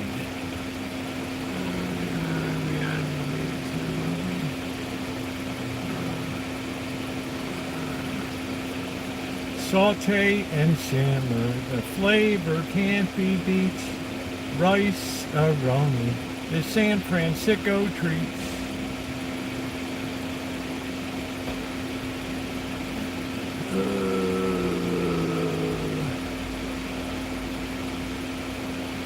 So man, I don't know what it'd be, but now we looked away. Well, people, the easiest thing in a lot of society is to believe that there is no problem. Is to deny that anything is wrong and everybody's great and things are wonderful. And that's human nature.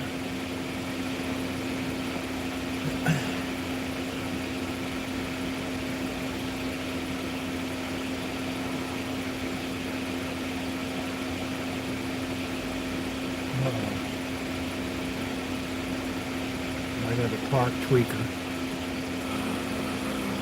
Are you enjoying it? I'm enjoying the heck out of that soup. It's wonderful. Next, I'm going to make up some clam chowder.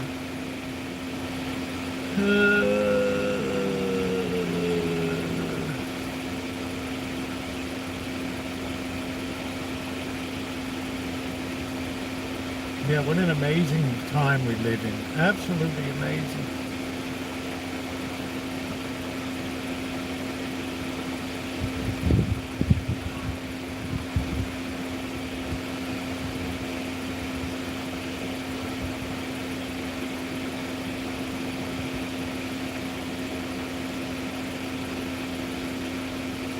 Oh, I feel a little bit of a breeze coming.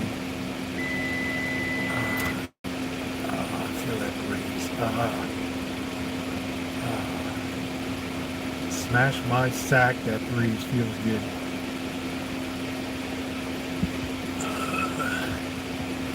So Brenda, you know what I'm talking about.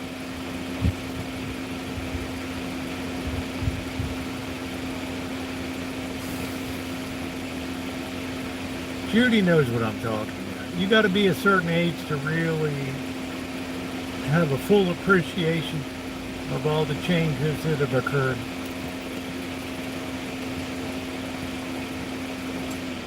How you doing, Ted?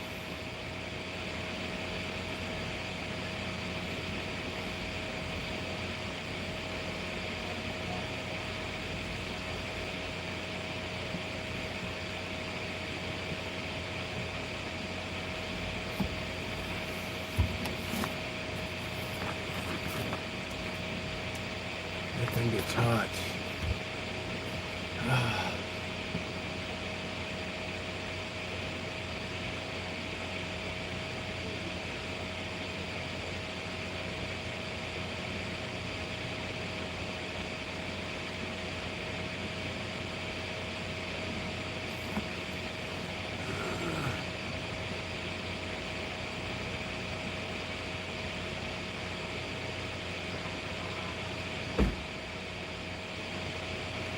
Yeah, we've seen a lot of history.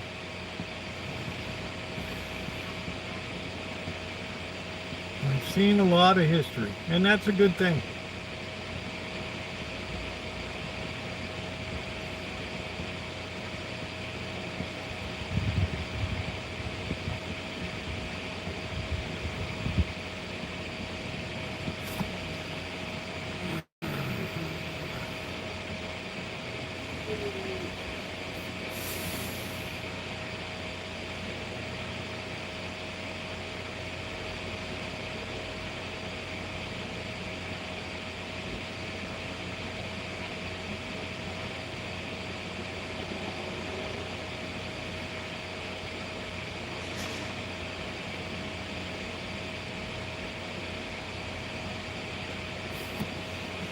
Trump saving that war in Iran.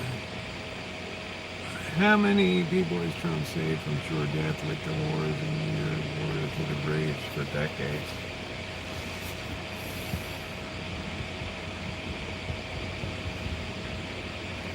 Well, like I said, Margaret, he could walk on water and people would still be unimpressed. So. most people tend to be very baked in their positions, which is understandable. It's like you put on the glasses of a certain color and that's the way you see everything. Other people put on the other color, that's the way they see everything. But the few of us that are in the middle can really see reality on both sides. We give credit where it's due, we give criticism where it's due. And I say, blessed are the peacemakers. If you can step forward and try to have peace, that's a beautiful thing. I don't think anybody can fault that.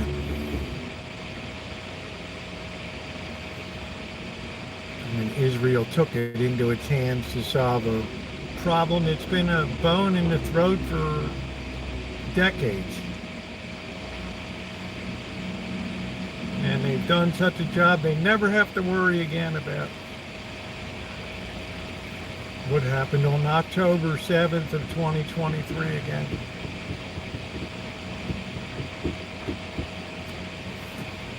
Let's see.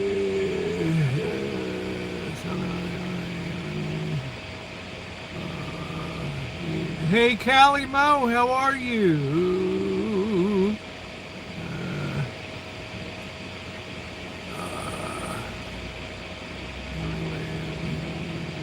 Great strength. Through great strength. Peace through atoms.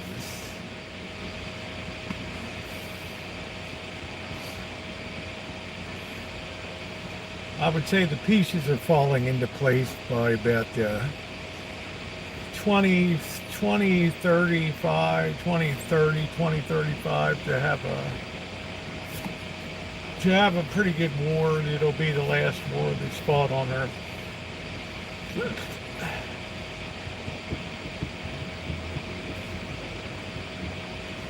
Because people will be in such financial despair and moral despair, they just won't even care anymore.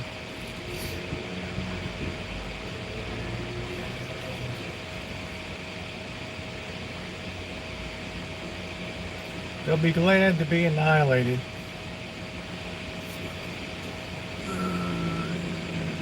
You're a dumb spoiler and you're saying we need strength.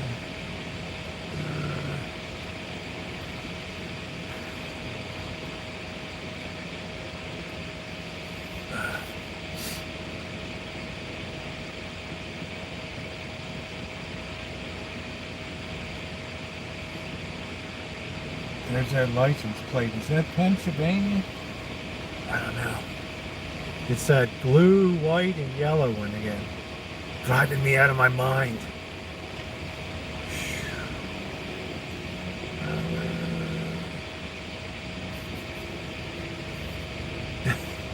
Throwing it out the window.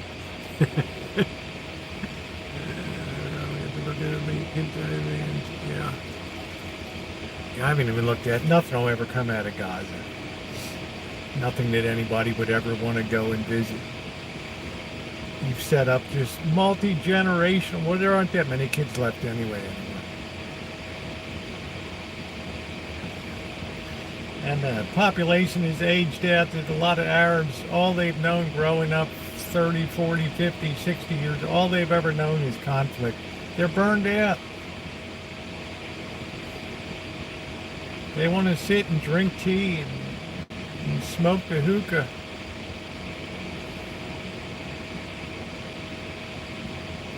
They're getting tired of radicalism and all that.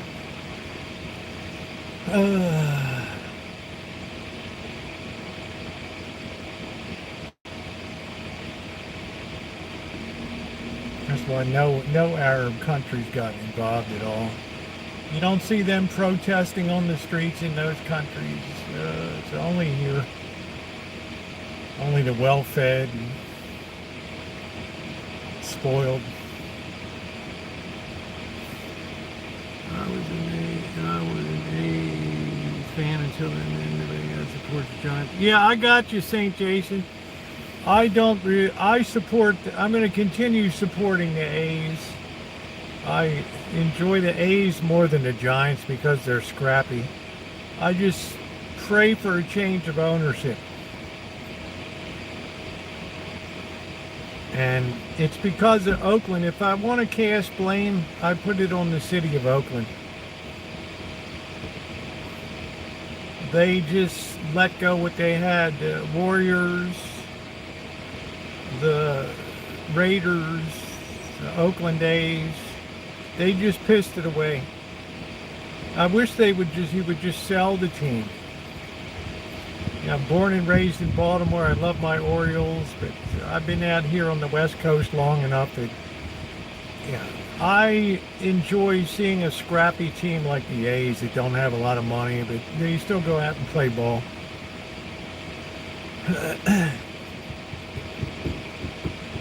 That's right, they shouldn't have let thugs run the land. That's why the other Arab nations are silent, because they know there was no benefit to having thugs run. They're just glad they're gone. They just want to live in peace. Iran is like the last thorn in the side.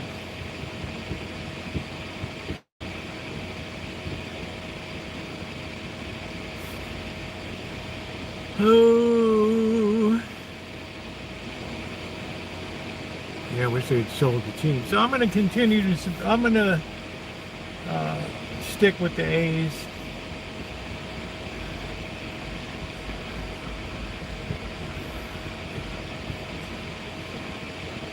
But damn, the owner's really lousy.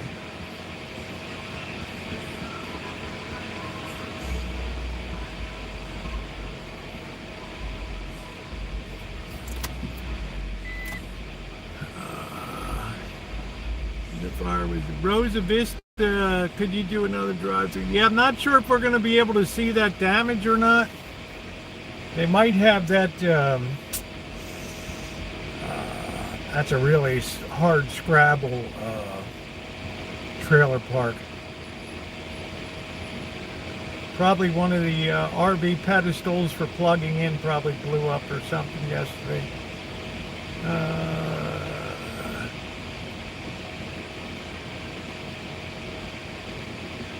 Place is really old. I'm sure all the wiring is decrepit, lousy.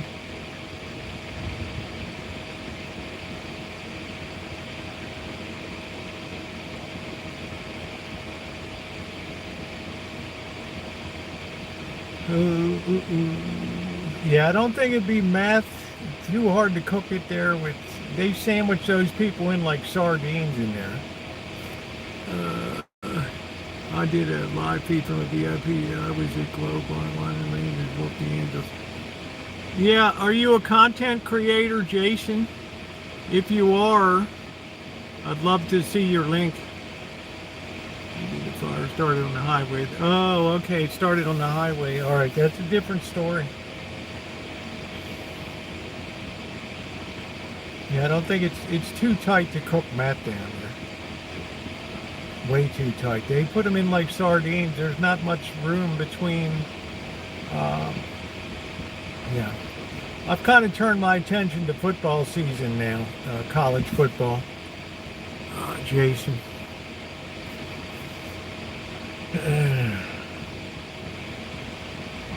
I liked Castellanos, that quarterback for Florida State. I like him a lot. He came in on the transfer portal. The trailer was destroyed. Hey, Catherine. Yeah, Catherine sent me the story. She said this is what burned over there. We're hoping that the temperature is going to start dropping. I'm not moving till it does. I got a shady spot, baby.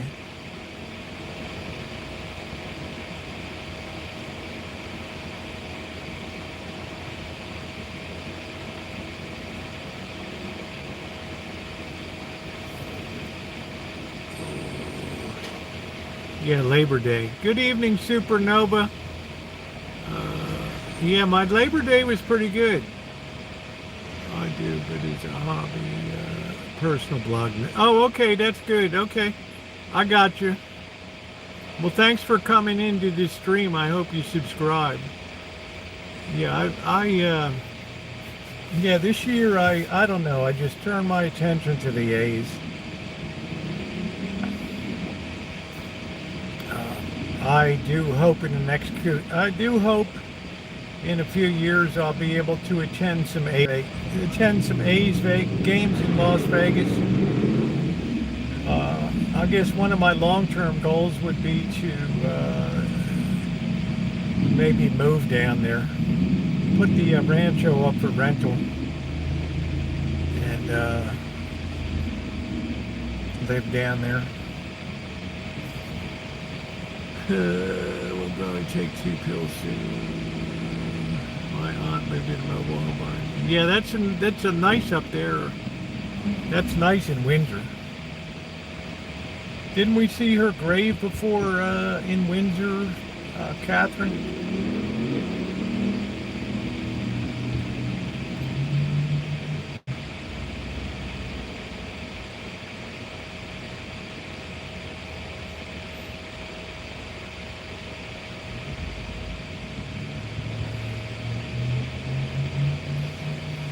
So I'm excited. College football is underway.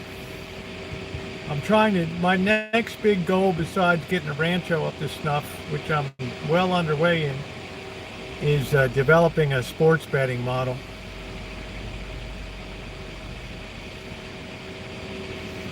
Somebody said, "Oh, AI can't even do sports betting. You're gonna take a crack at it?" Yeah, I'm that dumb. I'm that dumb. Oh, but we missed her in the video. Okay, well, we'll be up there in October, Catherine. We'll be doing a lot of our cemetery tours, black widow hunting. This week we'll be in Sebastopol and to do some black widow hunting out there. It should be prime time right now, August, September. They should be big, fat, and juicy. Big, fat, and juicy.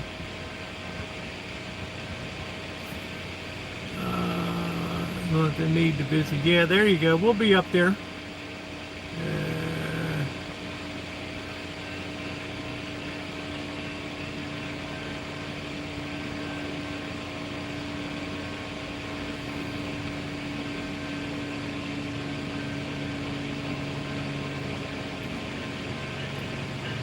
We'll be up there.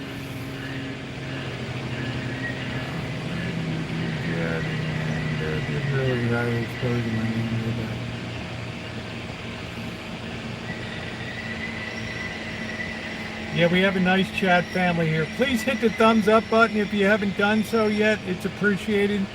I don't have channel memberships. I don't have Patreons. I don't do the GoFundMes. Just you and your thumbs up are the only membership we've ever had. Whatever donations you choose to make, never expected, always appreciated. The way YouTube used to be. All content for all people all the time.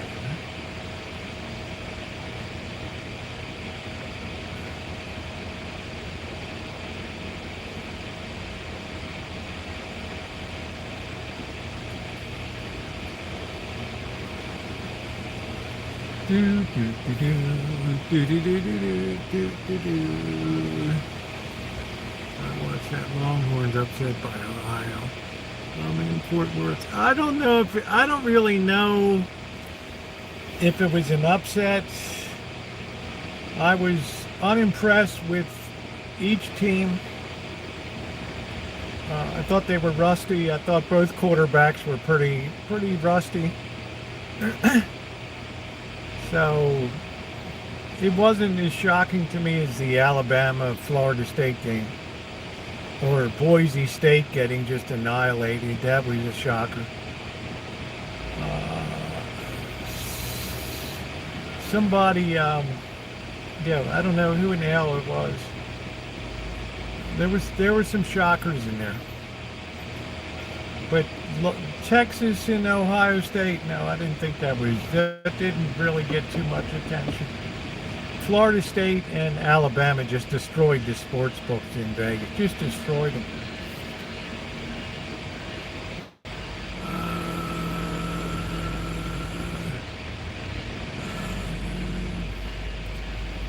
But no, I wasn't shocked at the,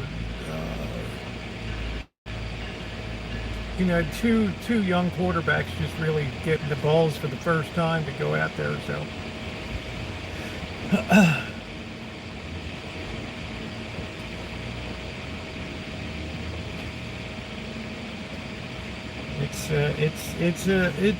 that's a very tough initiation to football.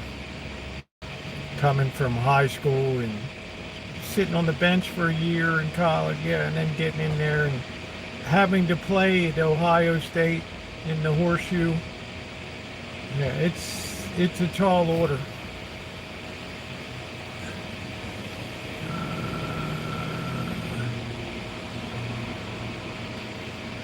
It's a tall order.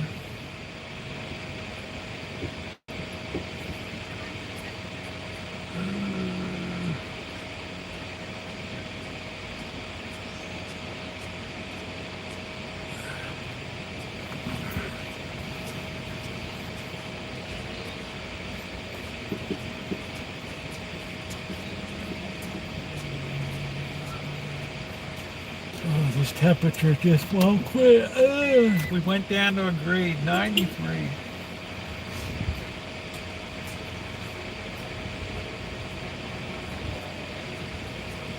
Bum bum ba boom.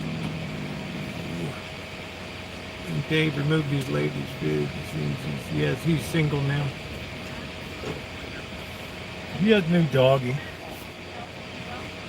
So it's a tough adjustment.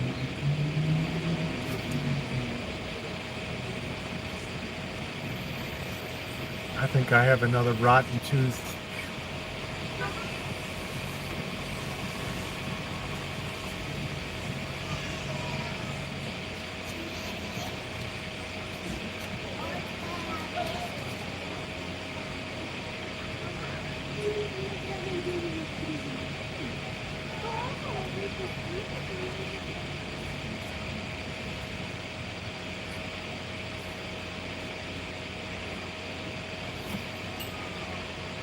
Giants jersey, huh? Well, there you go, Amanda Hug and Kiss. The field is wide open.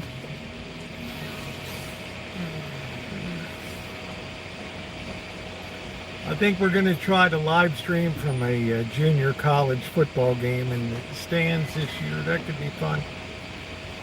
Ladies and gentlemen, your Santa Rosa Junior College Bears.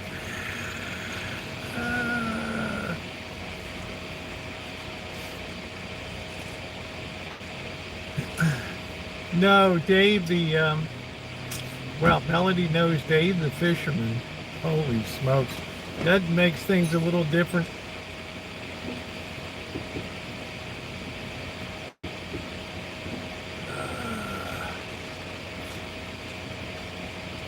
No, Dave in Luna's kitchen.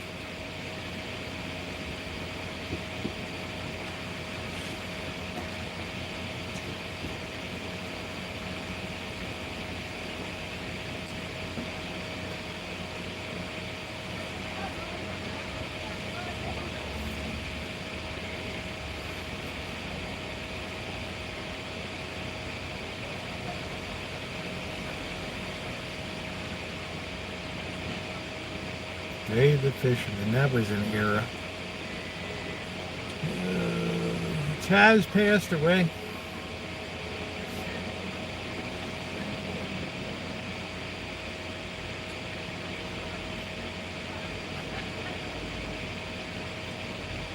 I thought Dave was being single. No, I think he has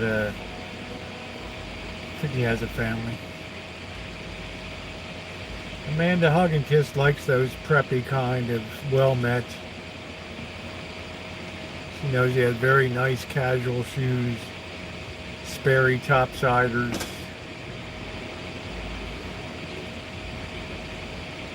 Nice button-down collar, Right up, Amanda hugging kisses Allie. Right up, Amanda hugging kisses Allie. None of this Georgia Bulldog, more the Georgia Tech type. And congratulations to your Georgia Tech bees.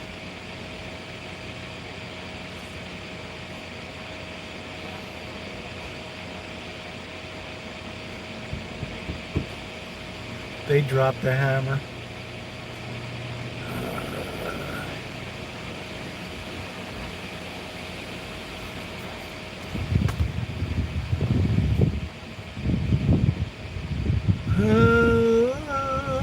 Yeah, he'll be around.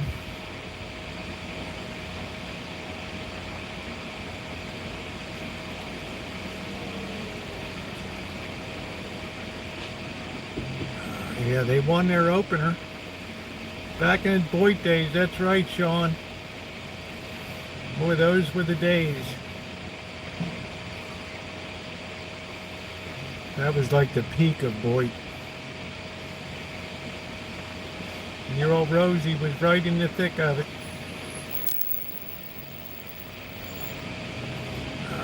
How many live a long time?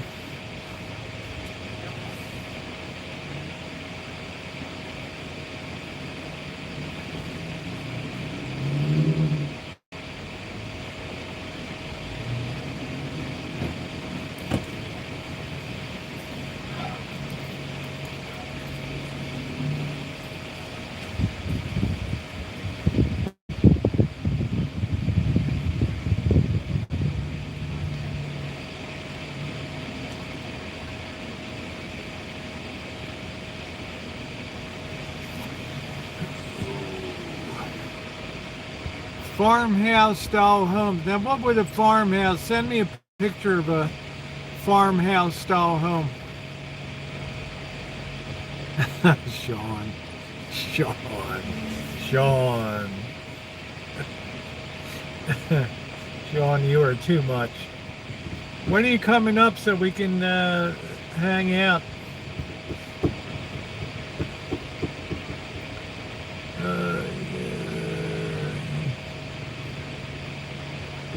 Oh, Boyd was unbelievable. What they call Boyd today is not Boyd.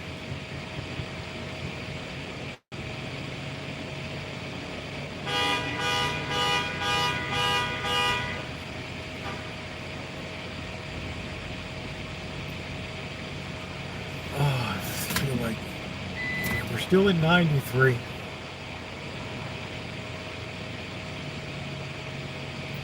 So I'm not going anywhere until the temperature goes down.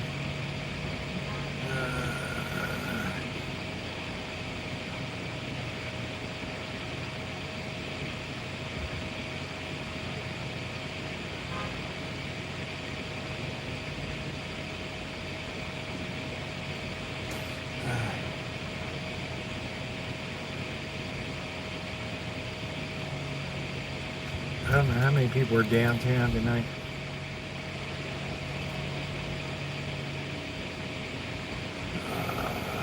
Graduated from Georgia Tech. My niece graduated Georgia Tech. GT Yellow Jackets.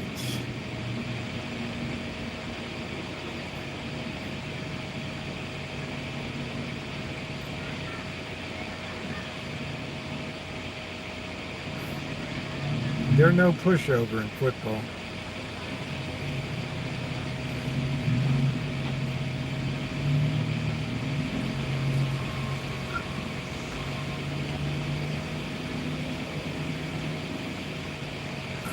Still 102. It's 93. Oh, we're not going anywhere till it hits in the 80s. We're still running the cooler.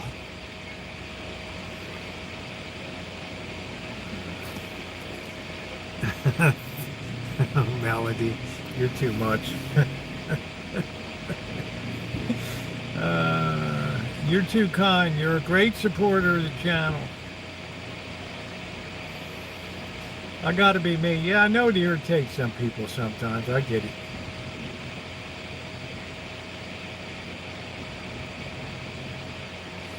But you're a great person on the channel. We might get my uncle. I don't know what turned Amanda Hogginkiss against the Georgia Bulldogs. I don't know. The caliber of the students, I don't know. They'll be in the mix this season.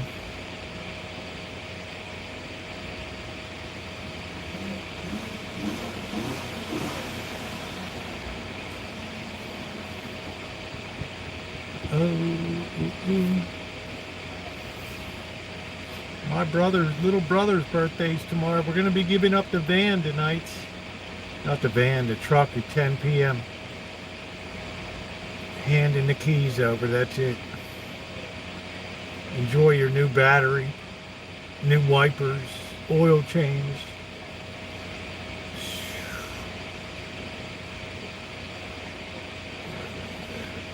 Vanderbilt, oh my. The Commodores. English Bulldog mascot. Yeah, you got the Fresno Bulldogs.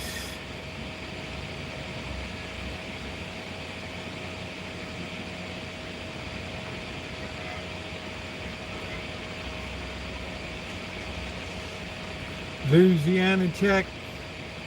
Save me, save Jay, save me some birthday cake.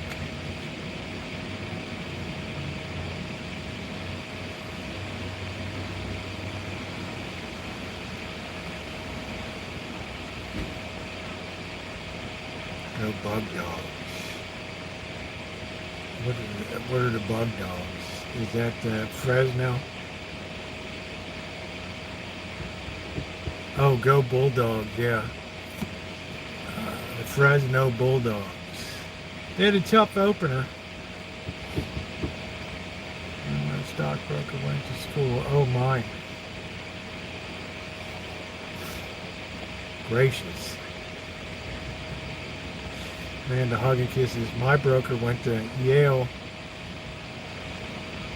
School of Business. Gracious.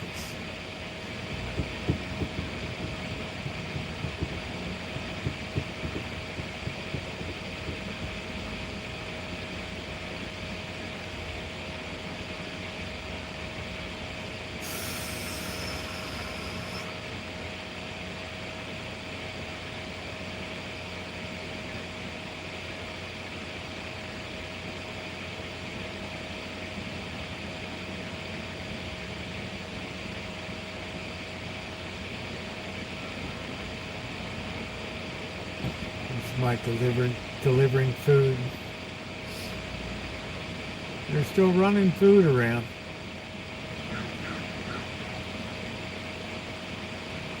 People still humping Uber around.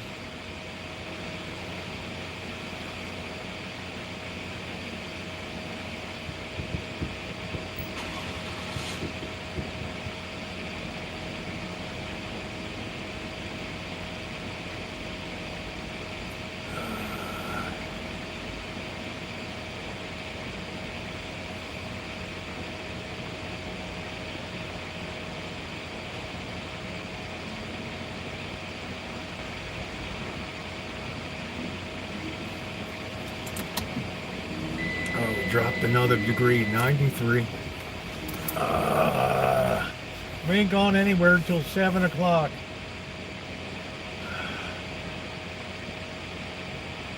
Then I'm going to have to work on Kitchen Stadium. I might redo the bars and then re-tarp it with a new piece of tarp.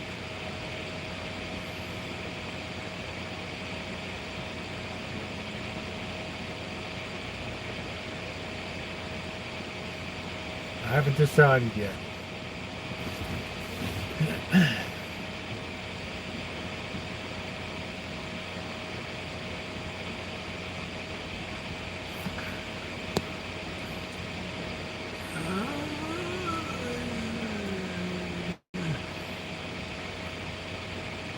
Crazy. There's selling little. No, I'm not selling Little Rascal. The truck. The truck was on loan for a year, I guess.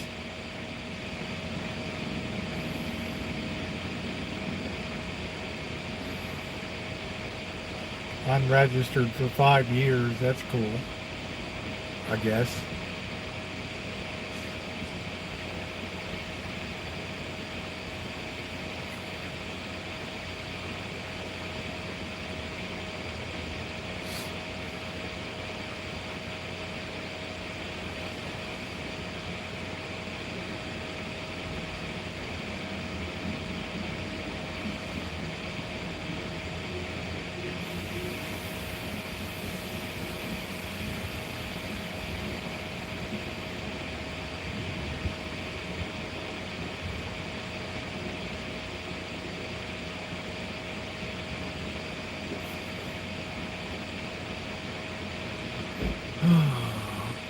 Yeah, happy Labor Day, everybody. 93.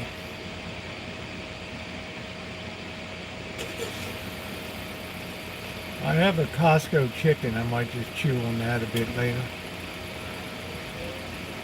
We got to feed the cats.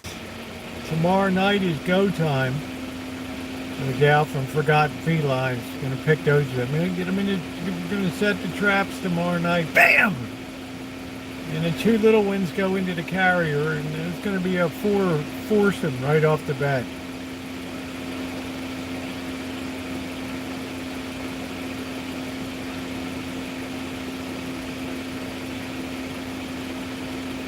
I'll take the little rascal and donate and keep the driver seat. Turn it into a pillow.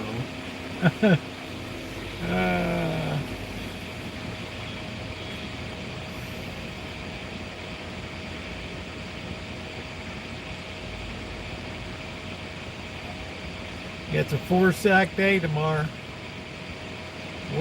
What an opener, man. I hope it's Rosie and Magic to go in round 1. That would be ideal.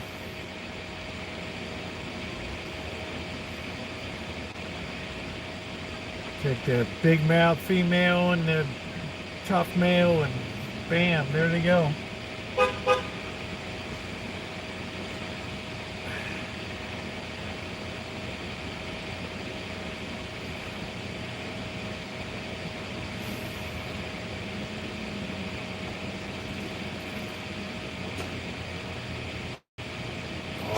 Always doing the right thing. Always.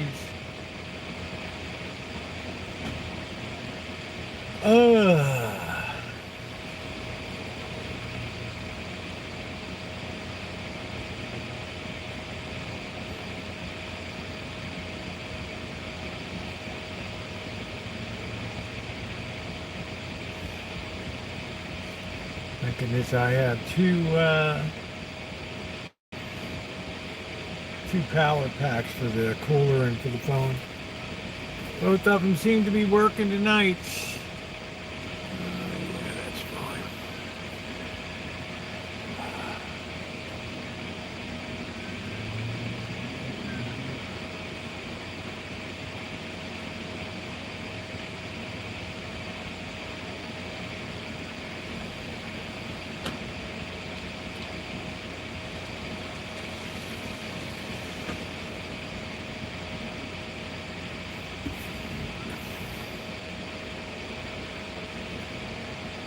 Yeah, well, just the heat. It's been a cumulative heat the last few days, Jay Bless, has been it. But the heat wave's supposed to be over today.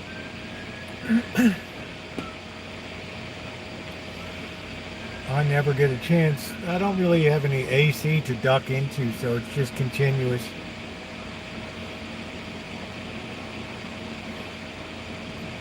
Children dying, billionaires laughing. Oh, jeez.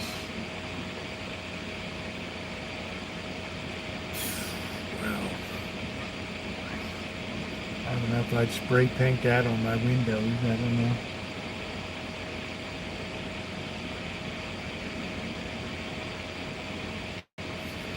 The curse of being rich.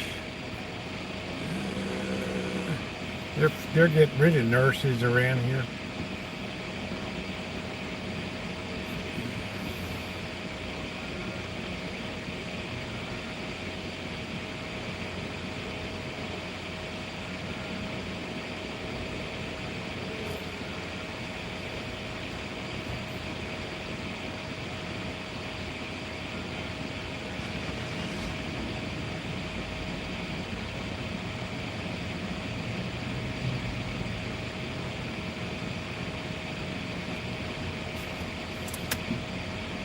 92. We just dropped another degree.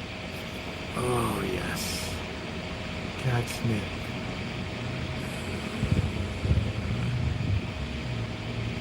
Yeah, some kind of tarp, refashion it, take a day, work on the frame, get that really nice. I got a lot of poles and things still in there.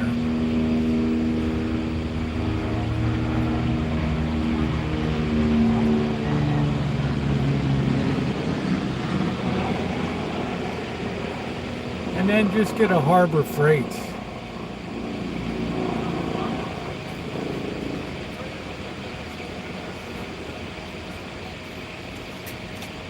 And the hug and kiss me. That looks so fine. Those blue, I love to see blue tarps on. You just made the last step down in being a hillbilly. Congratulations.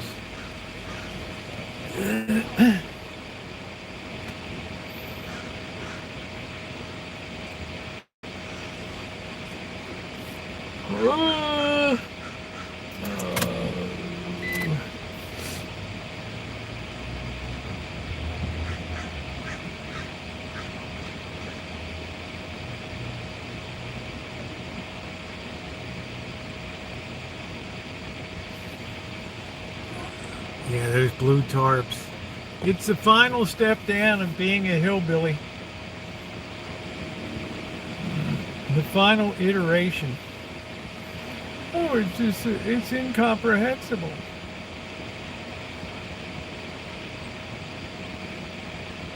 Just be slobs all the way. That's it.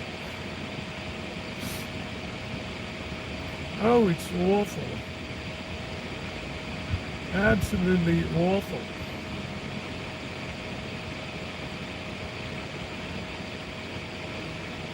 The old tarps. Yeah, can't put canvas on, it's too heavy.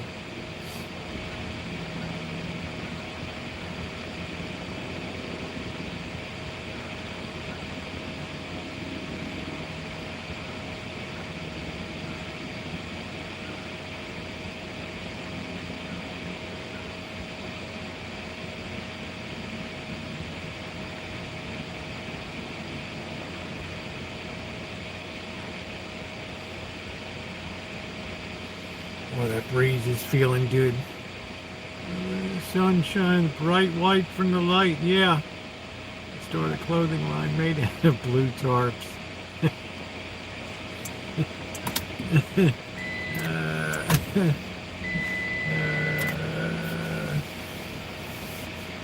The blue, Amanda. Oh, gracious. Gracious. It's awful. I'll figure something out.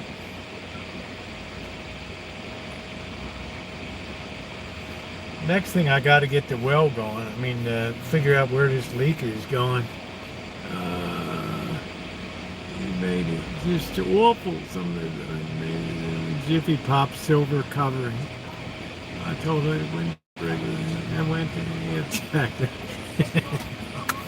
I love that. Oh, he thought he was doing a good thing there, Catherine. Oh, honey, you're going to be so happy when you see this. Are you kidding me?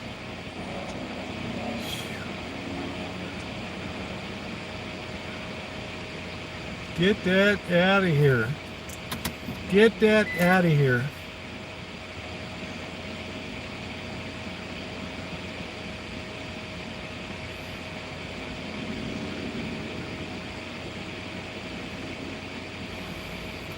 Yeah, before you know it, I'll be complaining, oh, I wish I was in those warm days. When we're freezing in this early December, it's dark. Nasty.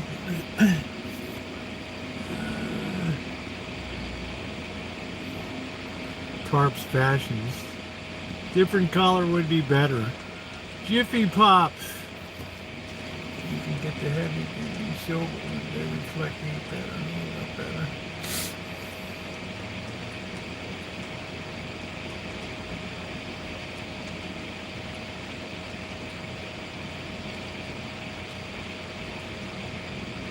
Oh, it's awful.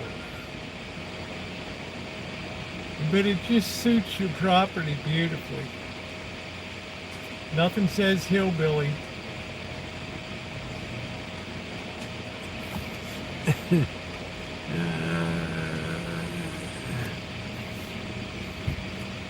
Elmer, I don't know. I don't think you have.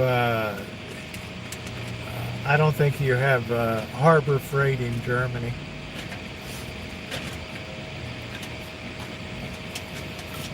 If you did, it would be 10 syllables long or something.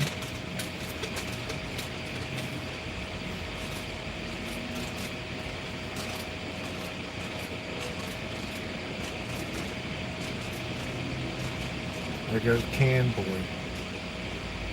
Junk cars. It's not like you. Junk cars all over the back 40. Nothing says hillbilly like old cars parked.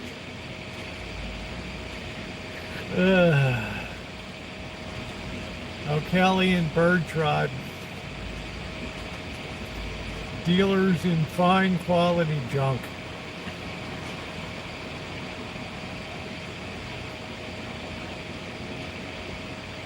A girl which got some meat on her bones.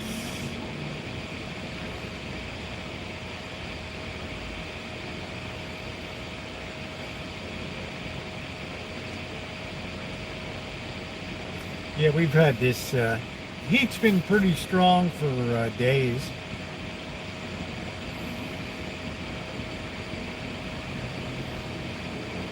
Tends to take the starch out of you a little bit. I have to start scrapping these days. There's so much junk metal around. Take some of these city sculptures and just take the Sawzall metal blade and just cut them up. I think they're paying 3 cents a pound for scrap steel. Come on. Hey, them out. What are you doing? Hey, Pop.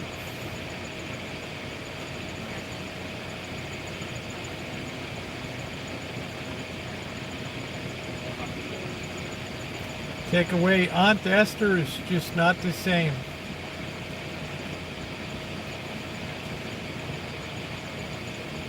Take the wheel of the trailer and you're staying. That's it.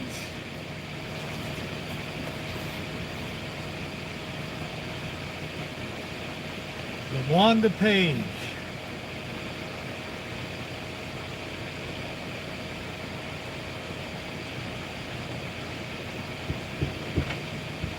Yeah, it was all funny till he didn't pay his taxes, then there was a problem.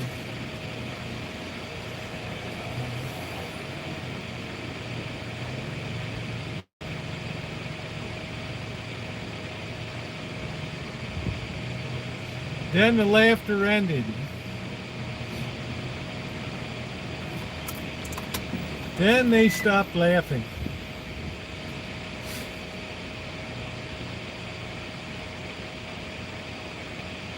They weren't so funny anymore.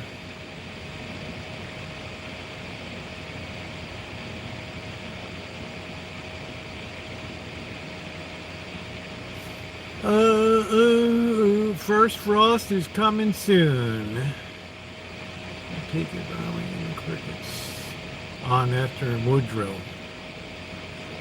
Woodrow did like to carry around his little bottle. Woodrow! Heathen. The old fish-eyed fool.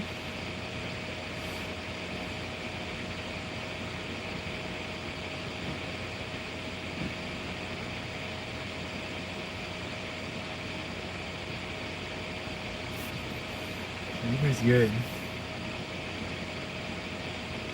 I think we're going to go down to Petaluma one night this week. Heat wave breaks. It'd be nice to go down there for an evening. Start an early stream. Maybe Friday we'll go down to Petaluma. Do a late shop at Safeway.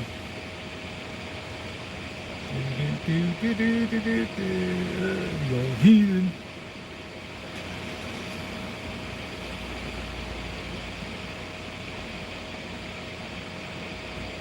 Hey, Jennifer.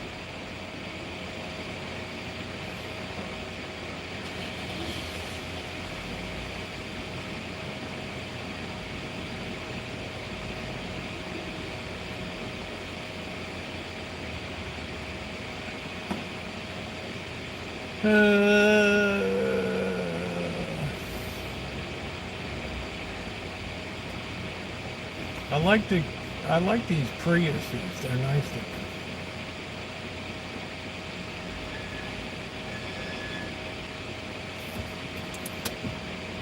'91. Oh, we dropped another degree. Ah.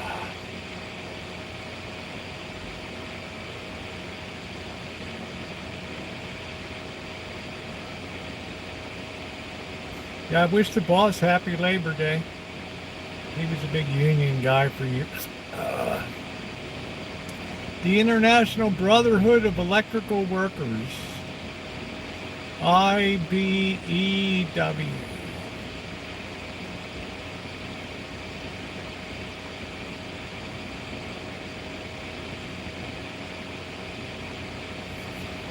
I'm not good with extreme Goldilocks. It is very nice. Have an iced drink for me. I'm off. Okay, take care, Jennifer.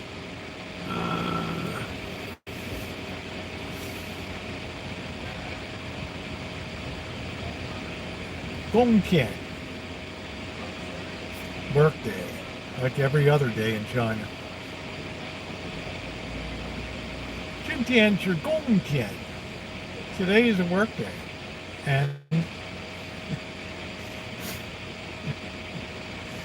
you get an extra bit of rice in your bowl.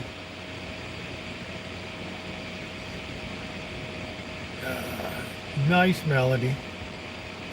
Local 1245.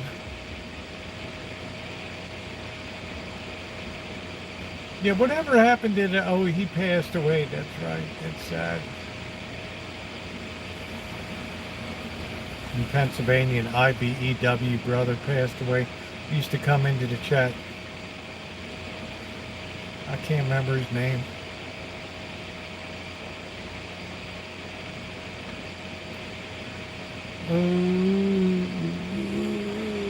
Puro party. Prep or something.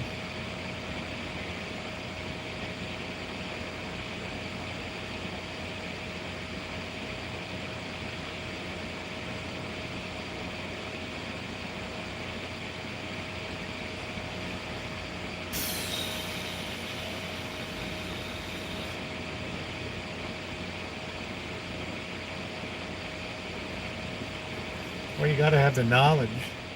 That's why they never put electrical stuff on this old house.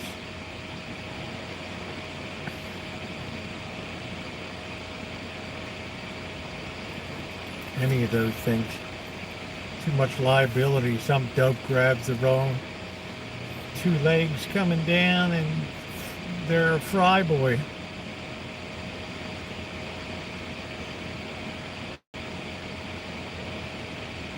Better know what the hell you're doing.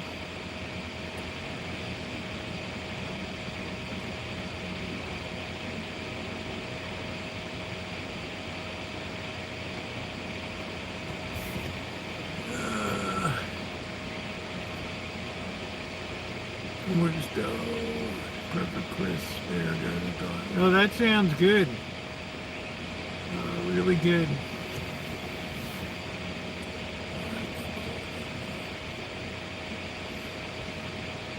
This is a very unusual stretch, but we often get them at the end of August.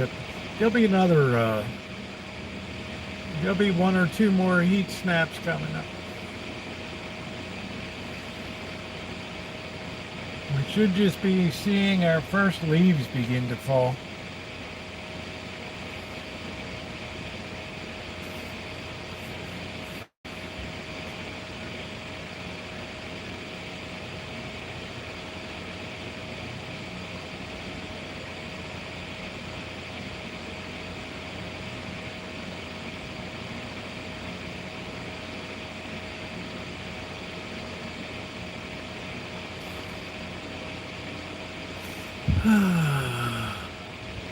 Hey, happy face, happy Labor Day.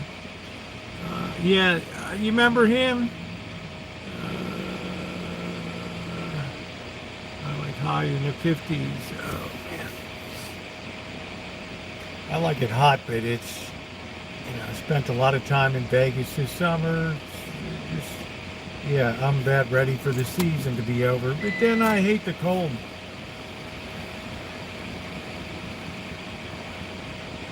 But running coolers around Las Vegas, and it makes it kind of difficult. But it's fun.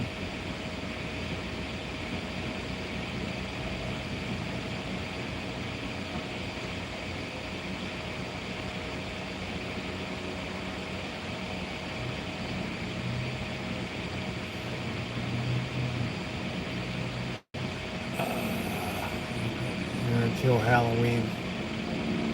You'll get some cooler nights mid-September. Just a little dip just to whet your appetite.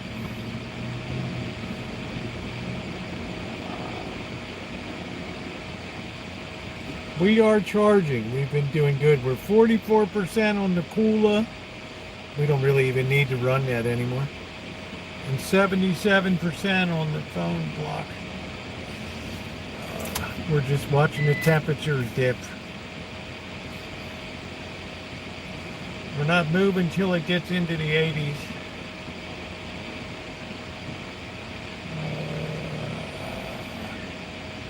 How cold is cold there, Rosie? I only know the difference.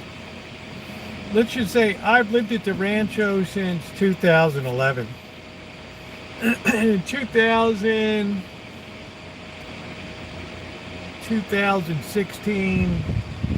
2014, it got down to like 18 degrees one time.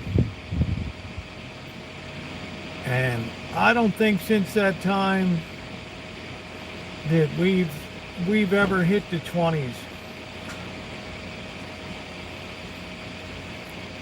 Yeah, the temperature's going on.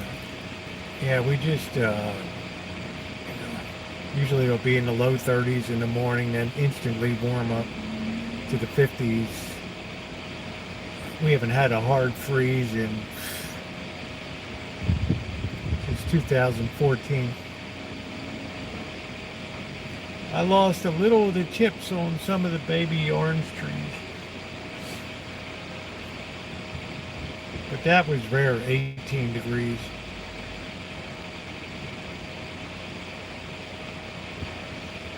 And I've seen snow for about 5 minutes during a sleet when it was sleeting. It temporarily turned to snow in 2018 for a couple minutes when I was walking.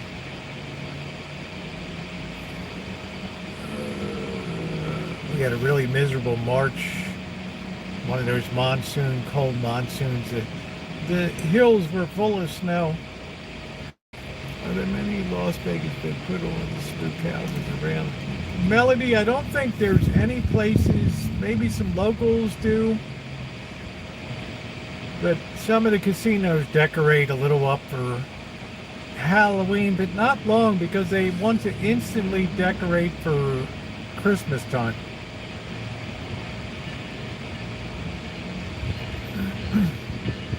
So they pivot pretty hard. There's a lot of clubbing and stuff.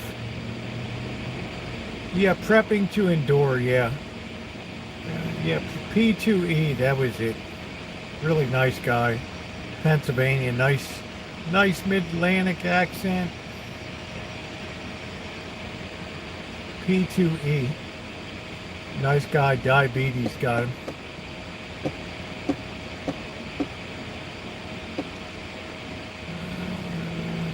Too much over there, Hermit. Man, that's bad. So we don't. Neither Blackbird nor I run the heat in the winter time. Yeah, it's chilly. Some mornings I might run the heater for 5 minutes just to knock the chill off a little bit till the sun warms it up.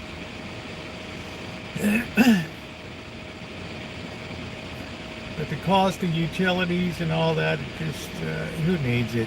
I get up in the morning, I hot put it into the shower, get out of the snuggly warm bed. I take a hot shower, I get on all my snuggly champion gear. Oh, and it feels so nice in the morning. And I look so damn cute. Like a little bear.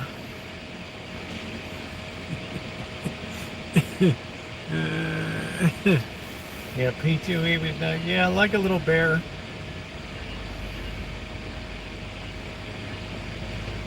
And then usually the house will warm up to the 50s.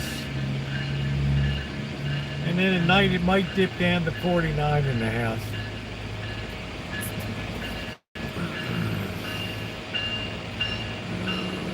Haunted or horror time.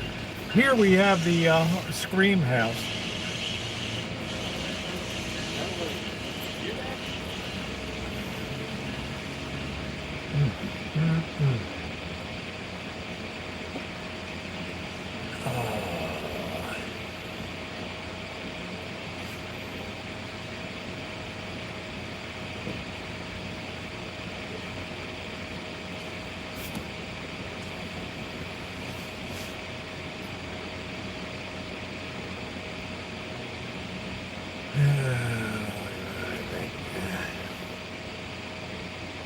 Hey John, how you doing? Hey Butterfly Rainbows, how you doing? There's a man with a gun over here. Stop chilling. What's that sound? Some other body's hitting the ground. Ooh. Doo, doo.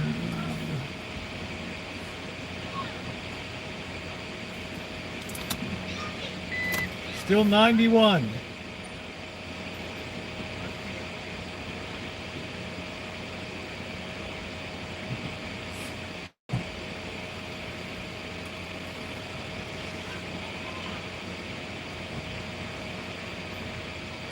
Yeah, P2E, prepping to endure.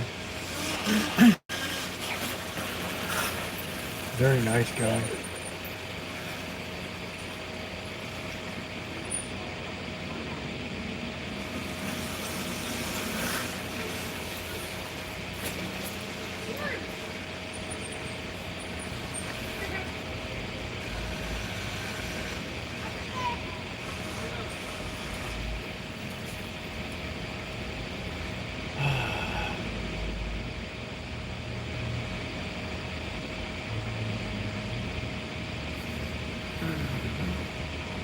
Yeah, tomorrow night the cats get trapped.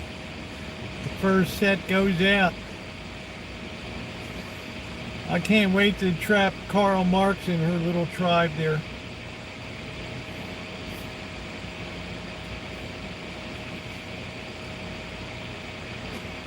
It's gonna be great to see Rosie in that trap. Hi. Hi.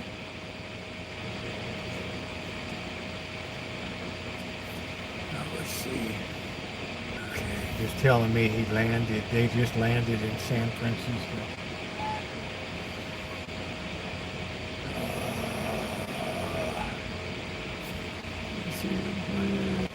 All right, just trying to get my marching orders for tonight.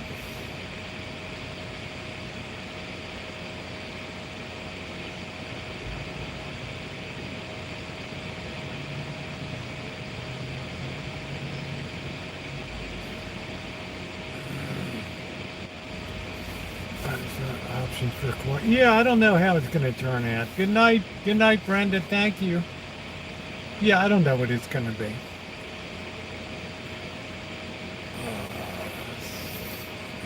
We had some surprises with the truck. You know, not being registered with for 5 years was a hello surprise.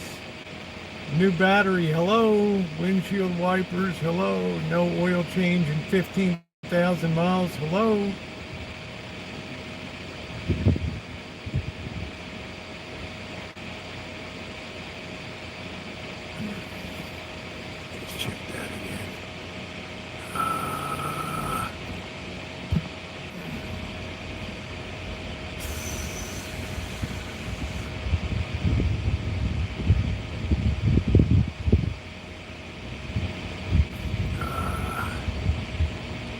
they keep the cat. I have no idea, Buttercup baby. I don't really know how it works, babe.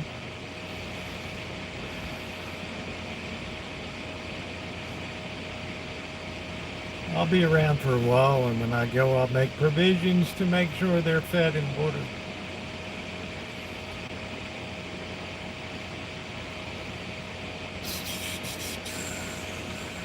I think it's going to be a short Vegas run and then back again for a while.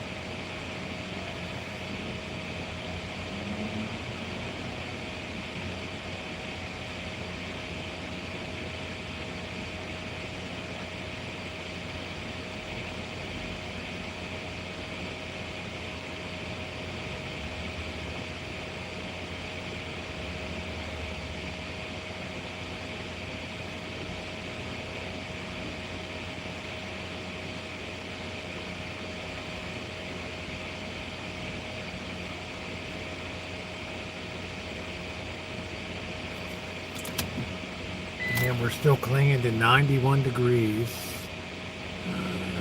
Bird should make an offer. What would he use for money, Lisa? You might tell them you can't keep them inside.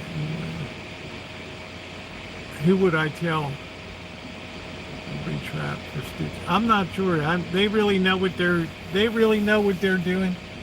I'm gonna leave it to the experts. Bird struggles to pay rent. I don't think he could make an offer on the truck.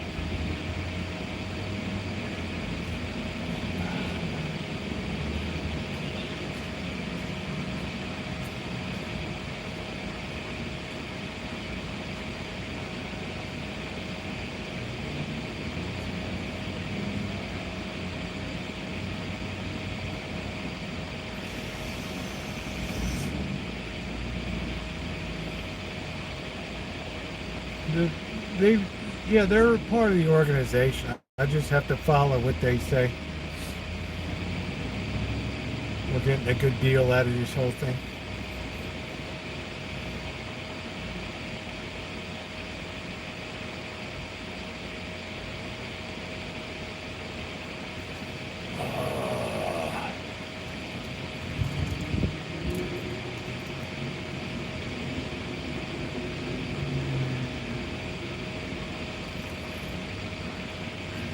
Heineken and go all with the truck. You could probably get sponsored by Heineken.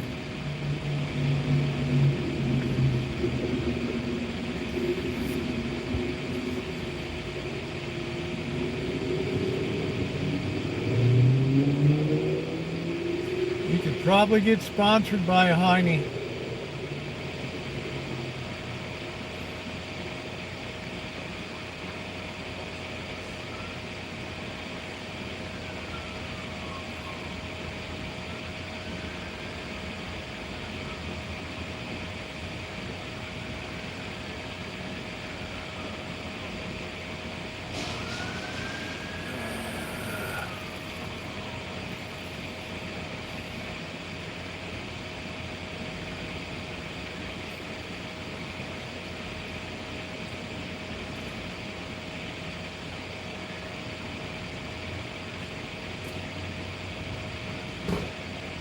Dogs sure like to ride in cars, don't they?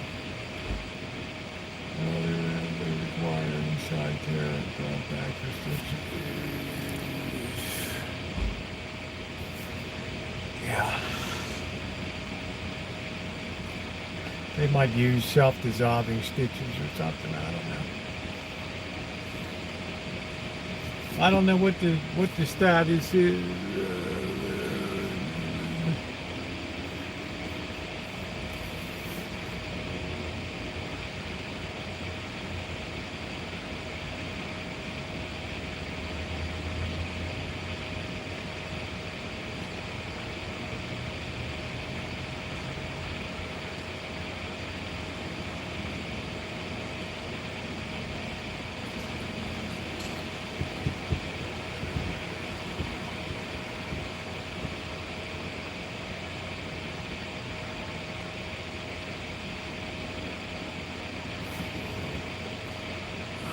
It's a good thing.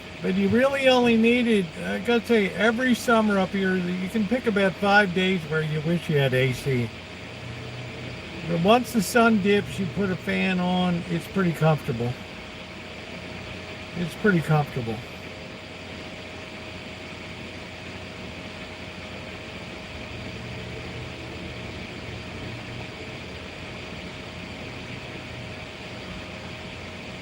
We're just waiting for the sun to dip a little more.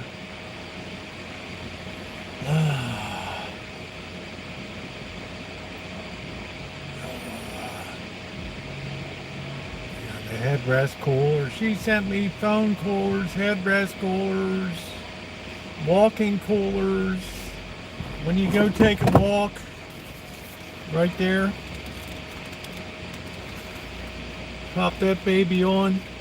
When you're out cruising around on a day walk, it is just so nice.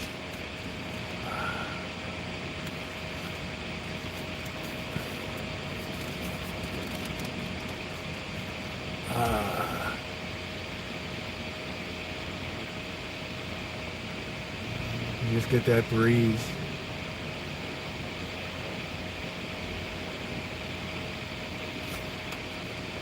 Let's just say Shimei is my private minister. And I am her favorite congregant. Her favorite white boy. Nice. Started Warby Park. They are good prices. We have a Warby Parker here. I'm going to have to go get an eye exam. And get some full-time glasses. Hey, Josh. Everything's expensive now, Dr. Frankenstein. Yeah, always using her head and her heart, yeah.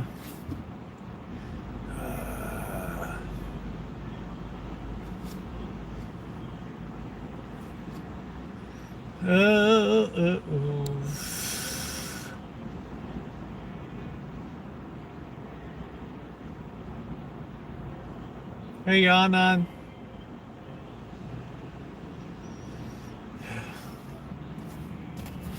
Boy, that thing went from 50% to 0. Isn't that crazy? Absolutely insane. Yeah, the lenses are expensive. Everything is expensive. It's all expensive.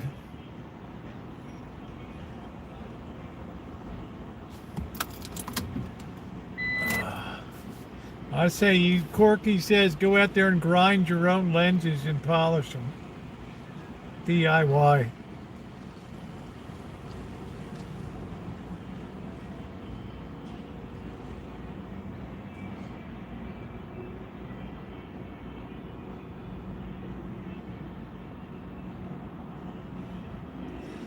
Do it yourself. Just get a couple old Coke bottles and go to town.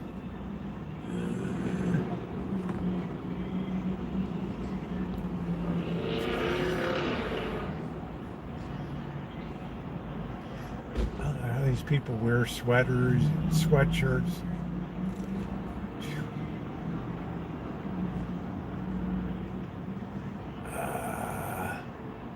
Carving new glasses out of wood. Yeah, I got my optometries covered, but I don't know how much is covered in the optometrist shop. Good to see you, Mary.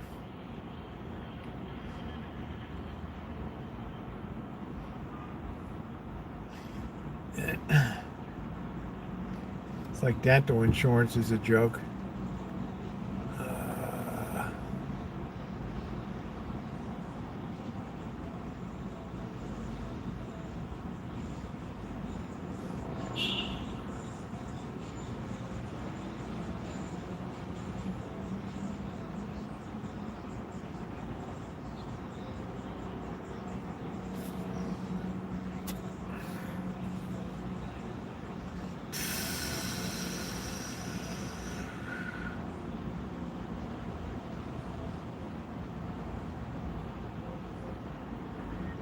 Yeah, they're just cleaning and, it's just basic stuff. They're not paying for crowns or Delta Dental's a joke. A cruel joke. This yeah, I did. I don't have it. I have it, but it doesn't cover anything. I had to pay for my own rotten tooth repair. I'm working on another rotten tooth now, so this one I'm just going to have extracted. It's a little rat tooth.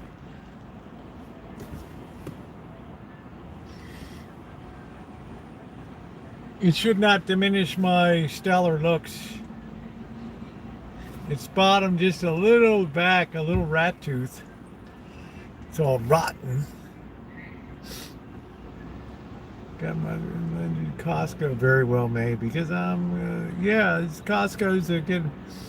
Yeah, I remember a couple years ago I got an eye exam and they got pissed off because they tried to cater me right down to the Costco fitting area, right? And I just want the prescription, bro. And they got really pissed off.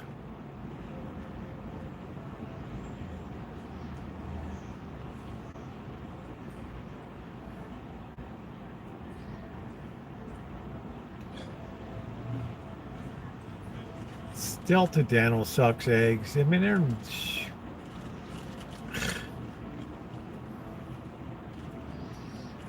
Dental, you're going to pay out of your own pocket. I should drive down to Los Algodones.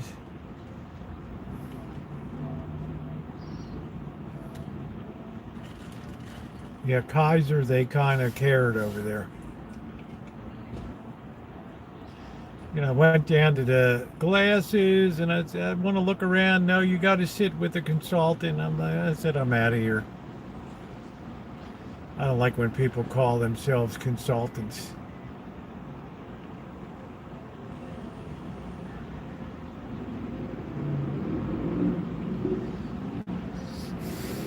Well, I suppose that's it then.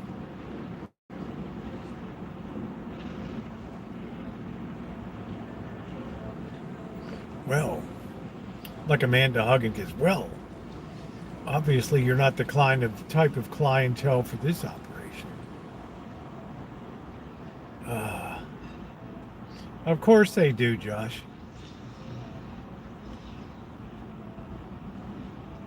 Ones that aren't suffering from pride. With everything in the lens, you can imagine for 5. I think that's a good deal.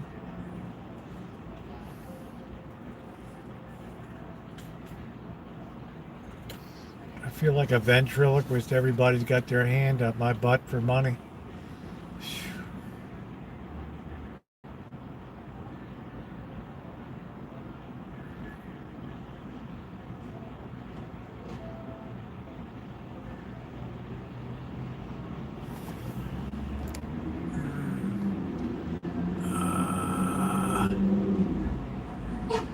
Get the hell out. Black Glass from Pain and Zenny.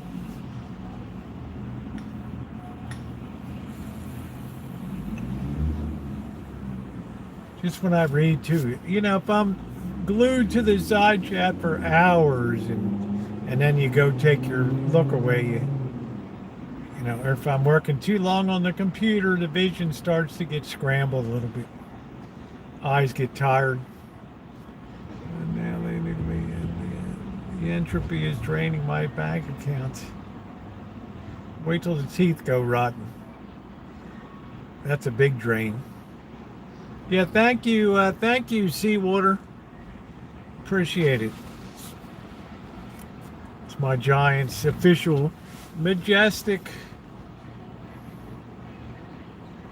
garb.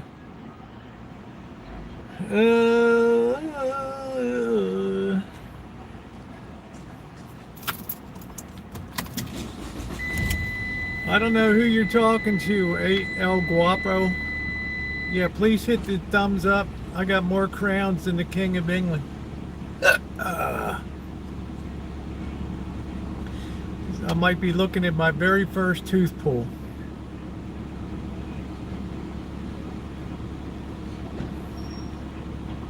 crown game might be coming to an end. Rotten little tooth.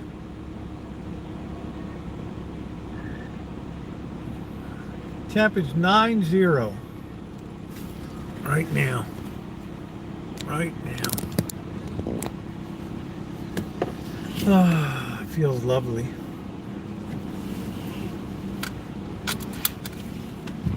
Thank you, El Chapo.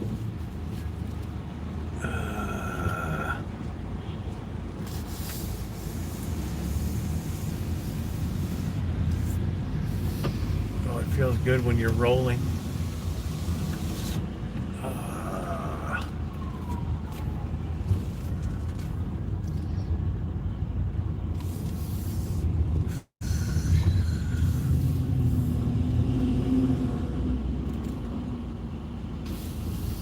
For content.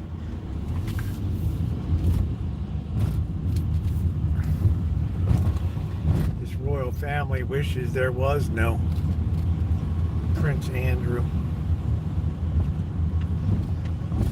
Wishes there was no Prince Andrew.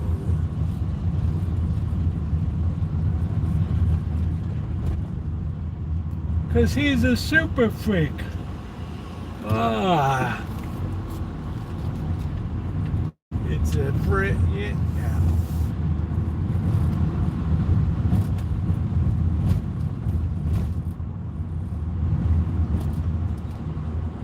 My hearing is good because I never listened to a lot of music growing up.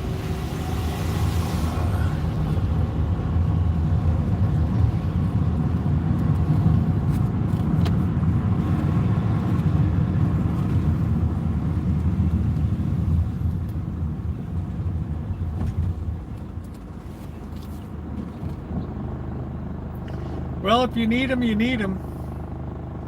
No shame in them.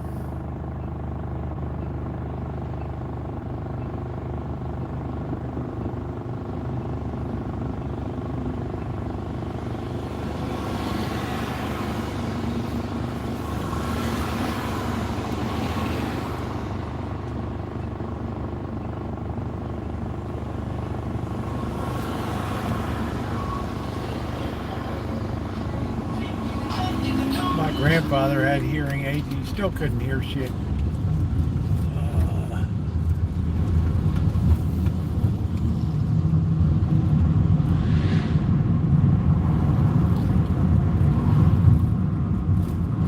I think he just turned them down so he didn't have to hear my grandmother squabbing.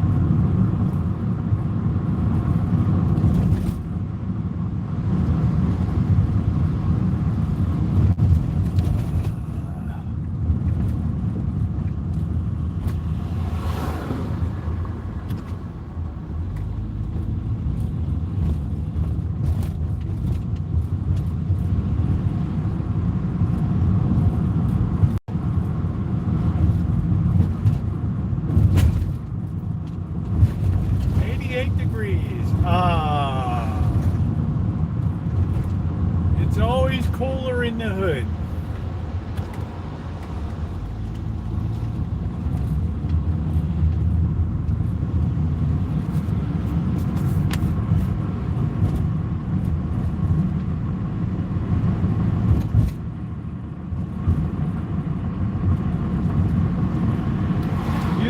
You don't really get that breeze off the ocean down there, so.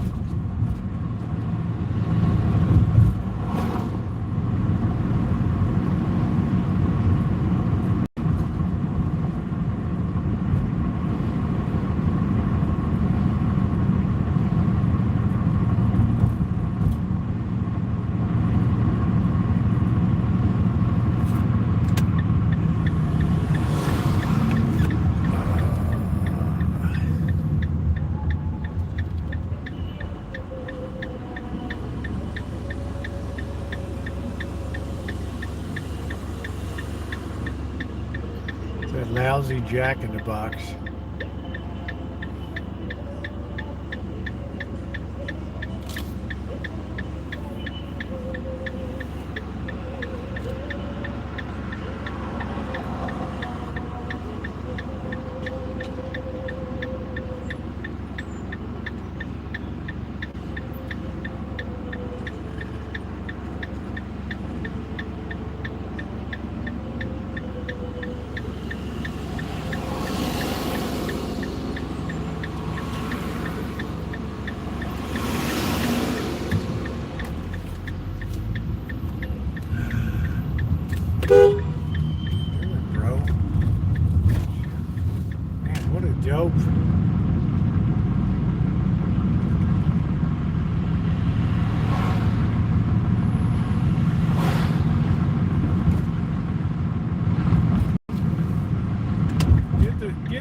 recorded, bro, or learn to drive.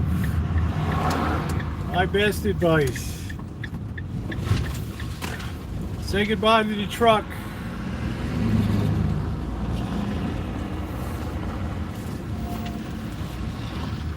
We hardly knew ye.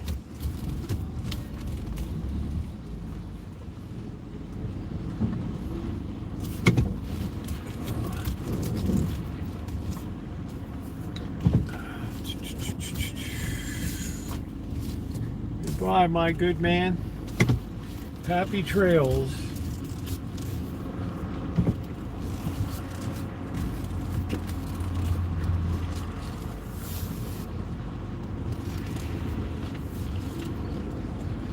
Ooh.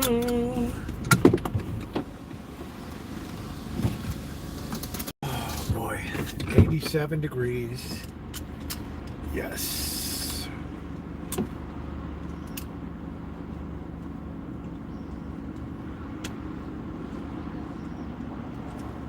Ooh. I don't think we need the cola. And leave that there.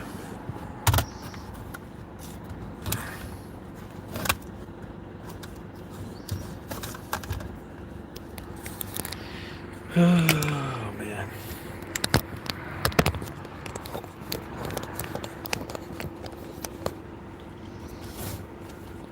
Amanda Hogginkiss has E.F. Hutton.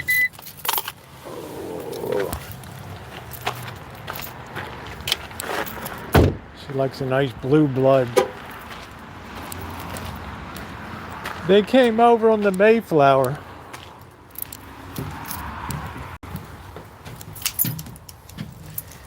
Yeah. I came over on the Mariel boat lift. Oh no. Oh no.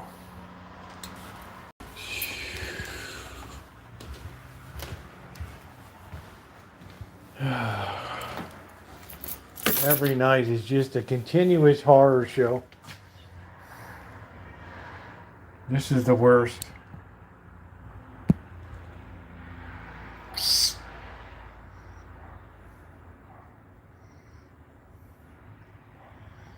That's the worst.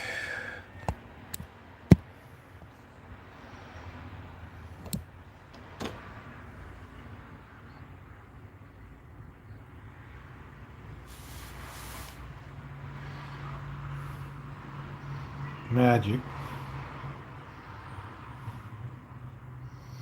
Tiger. Never missed a meal. Ever.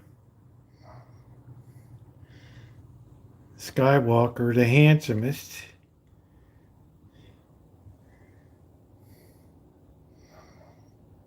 Shadow. What the hell are y'all running in the house for? Rosie, what the hell are you doing?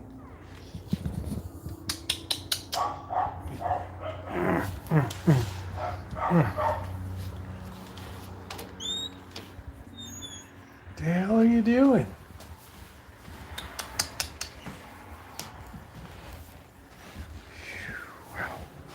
Really? You just help yourself?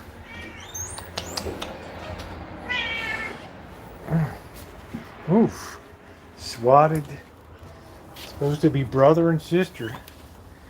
Wow. Wow. This is Rosie, the worst right here. Meaner than hell. Meaner than hell. Swats everybody.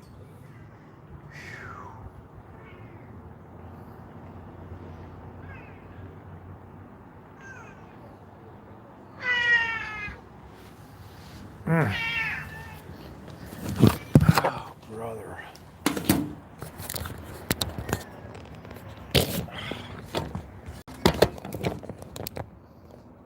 Get all these yellow jackets now. Why do you slob?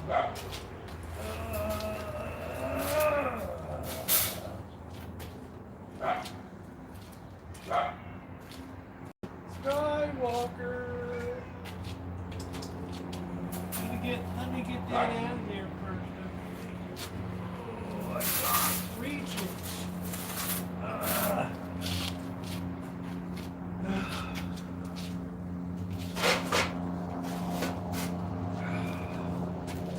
Man, oh man. What a horror show.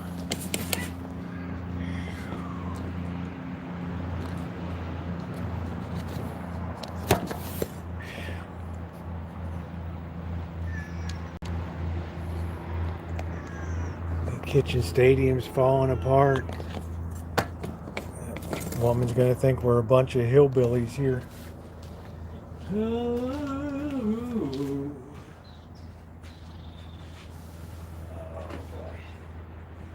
Let's see, we have salmon dinner pate, ooh, and mixed grill.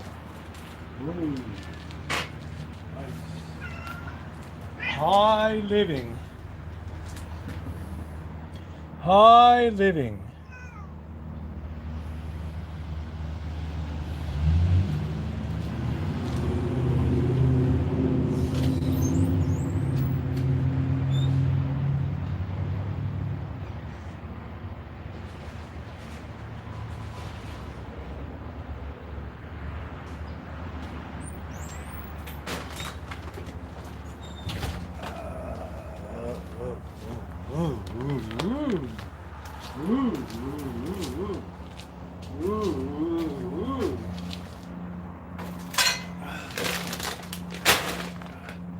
Yellow jackets.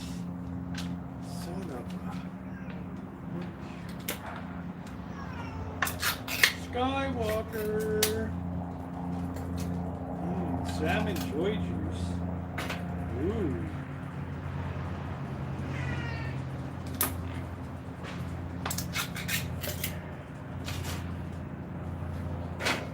Ooh, I almost got touched by joy juice. Get out of here.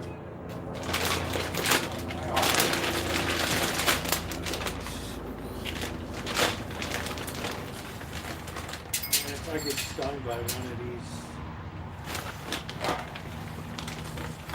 I feel like I'm working on a cruise ship. Everyone's sitting around on the Lido deck ready to eat.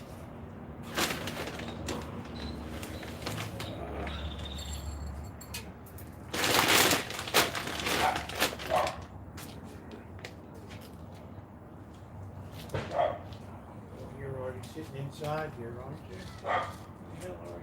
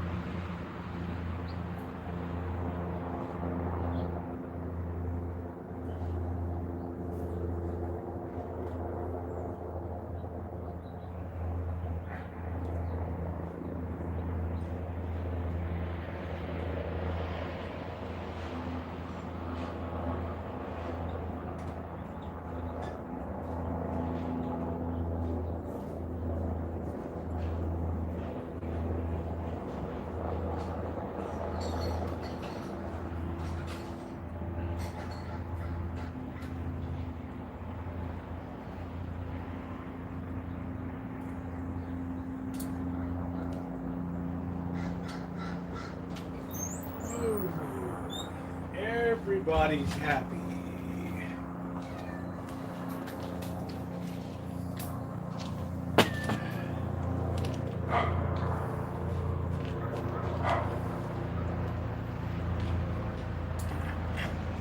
Everybody's happy.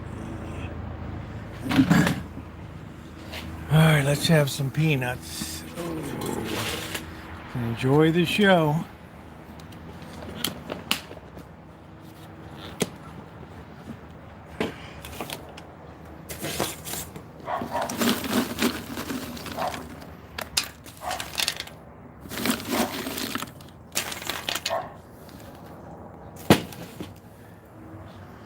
We got them well used to using the eating in there. They could care less about the cage.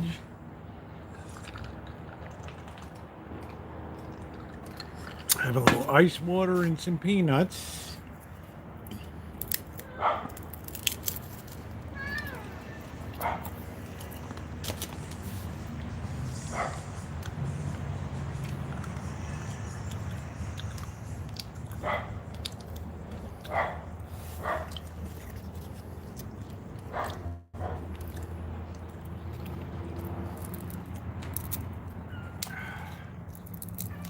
Let's see, is that tiger in there?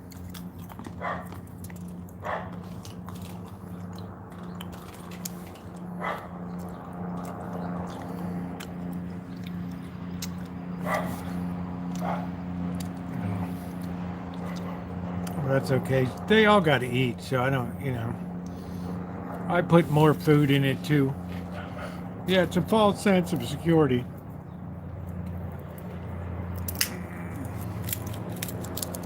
Yeah, that must be tiger in there.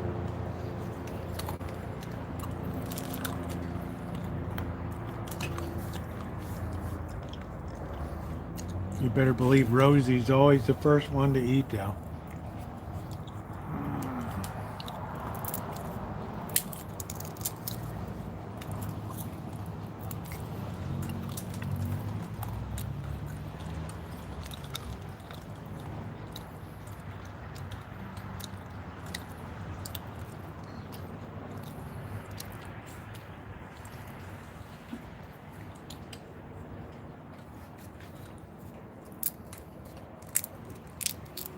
Simba's in the front cage and Tiger's in the back one.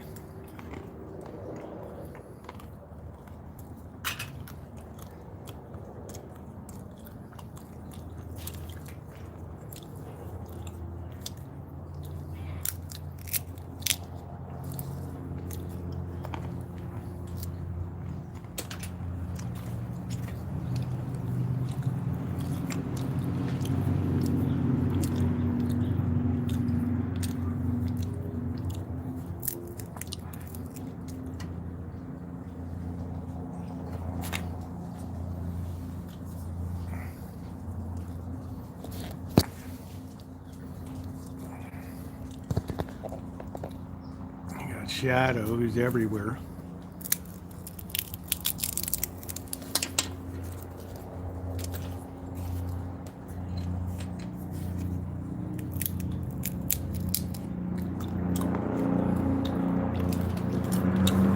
Behind Simba is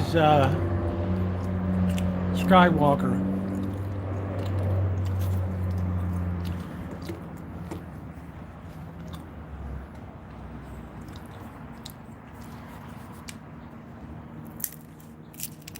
I got Shadow on the table with me.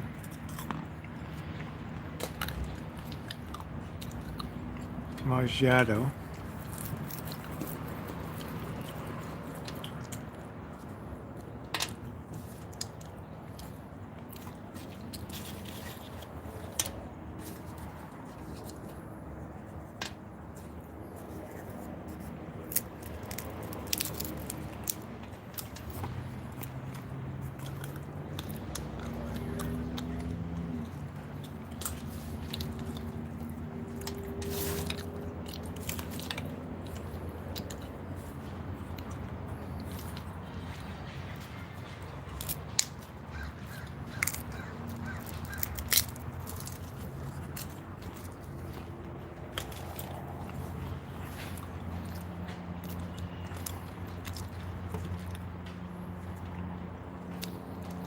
Yeah, I'm just having the ice water first.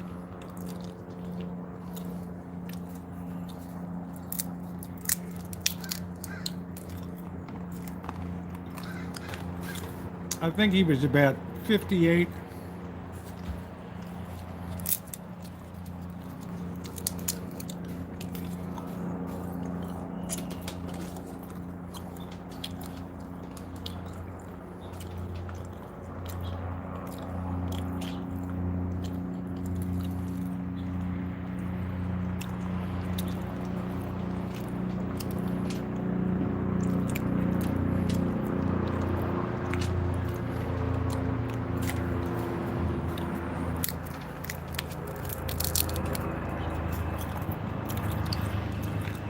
It was good, MR. That ghetto pizza was a treat.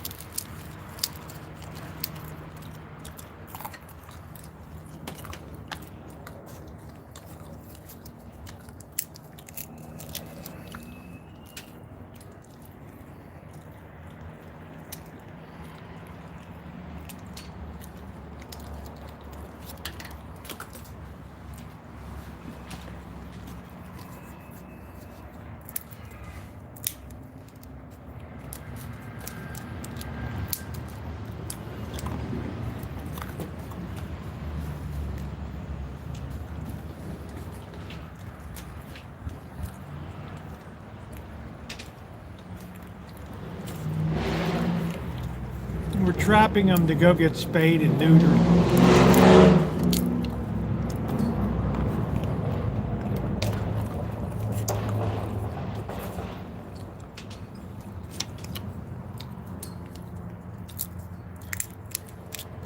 They're used to the cages.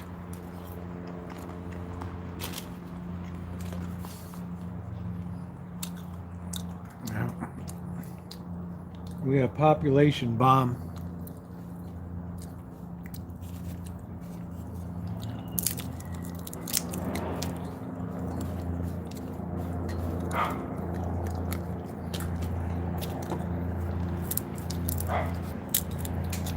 Shadow likes hanging with me.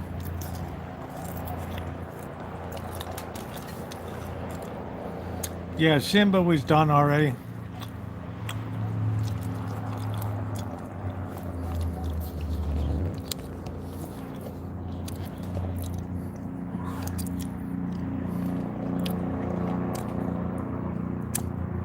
Look at that mutton head.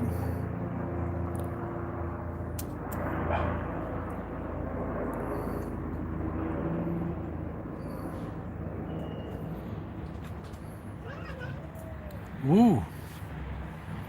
Oh, we almost had a battle royale. No fighting. No fighting.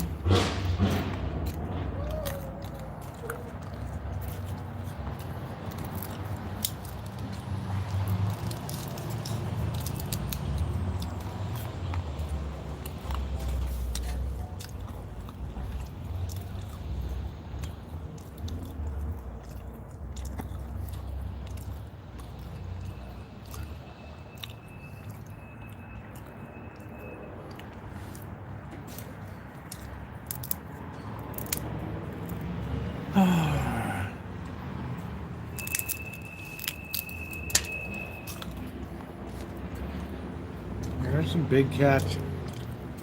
Magic and Skywalker.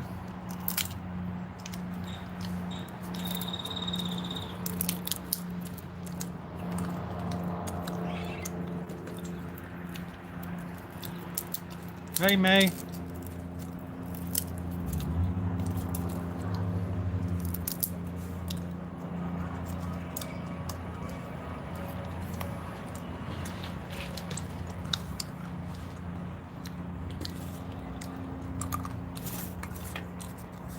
Yeah, Tiger never misses a meal.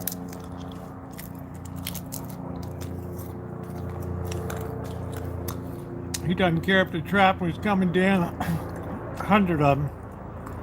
He'd be right there feeding up.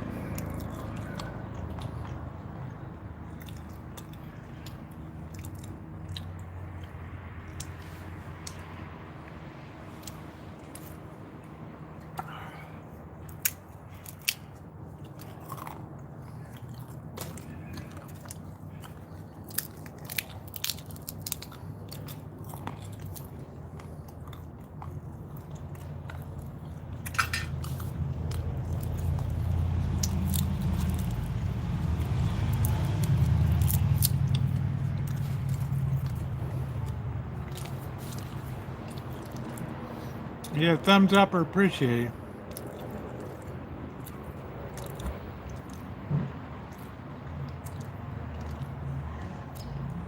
Yeah, we got 2 in the 1 cage. Skywalker and Tiger.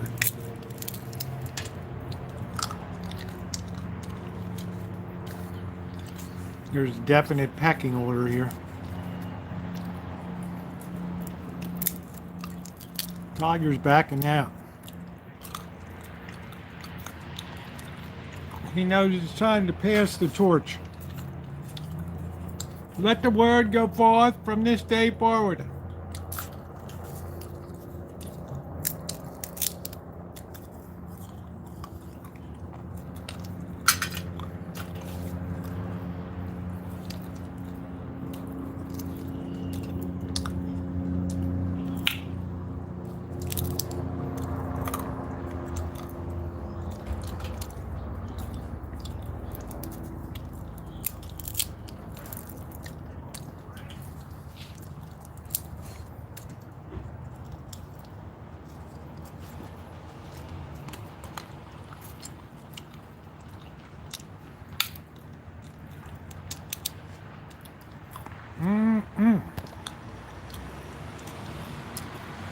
Chow down.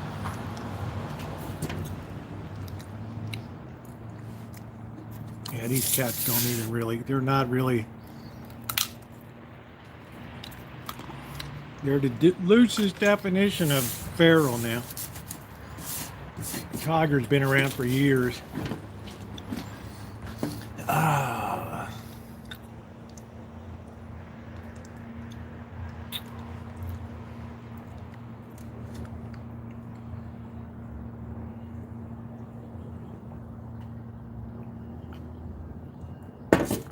Chairman Meow has a good appetite.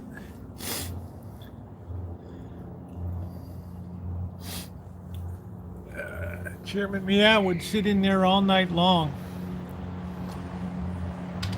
trying to push Chairman Meow out of there a little bit. Move it along.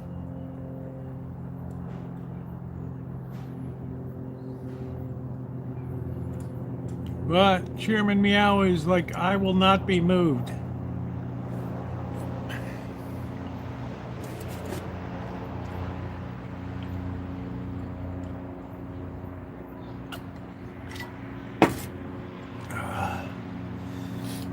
And once the really trapper, the late crew that comes, Karl Marx and company.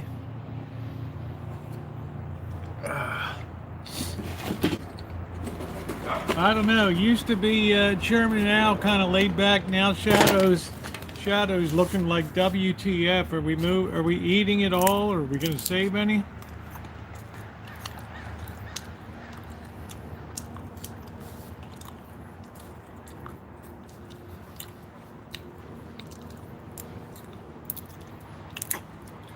Shadow's like, I give up.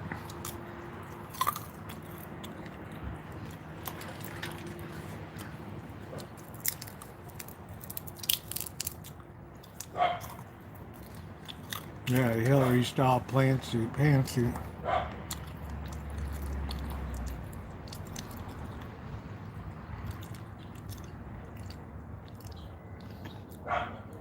You could have an 8.0 earthquake and Tiger's snoot would be in that bowl. Be rocking and rolling and Tiger could care less.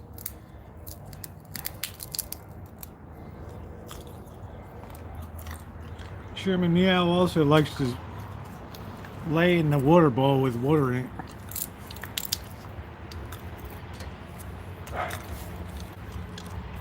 I add more food as it goes along, Buttercup baby. I get them all trained up to go in the cage.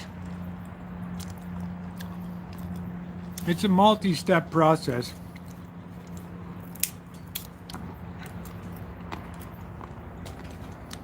I'm under very specific instruction.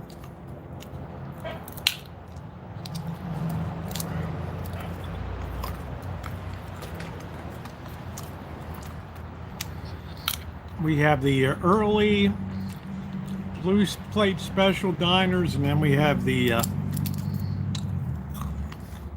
late nighters that come in.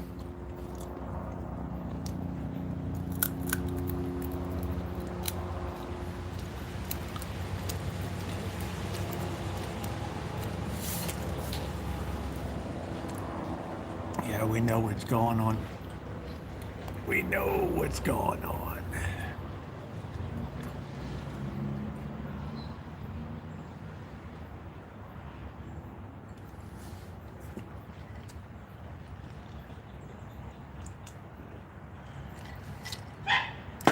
These cats have the life, Elmer. Are you kidding me?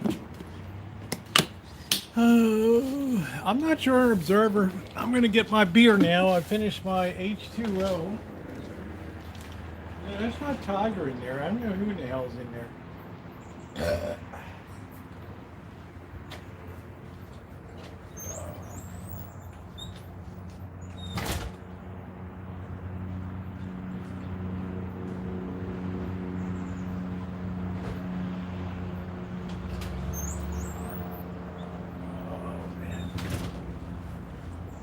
Oh boy.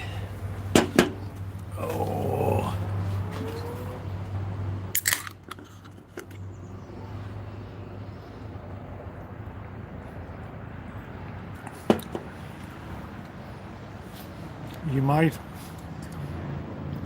You might actually see it live.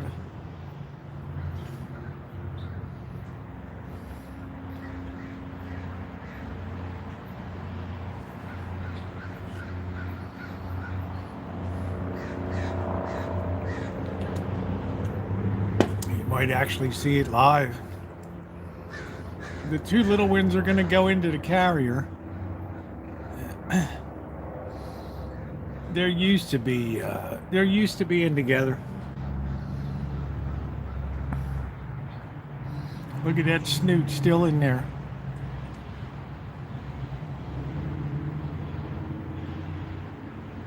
It's like that snoot is just stuck in there.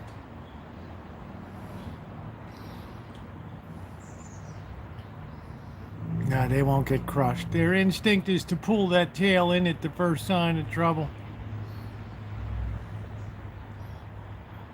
I'm the cat whisperer.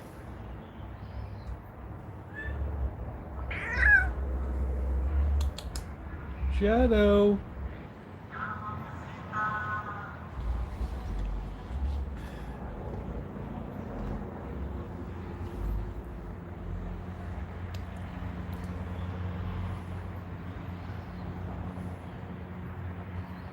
All right, we're full. Our belly is full. There we go. Oh, our belly's gonna pop. Ooh, we gotta walk over to the water bowl. Ooh.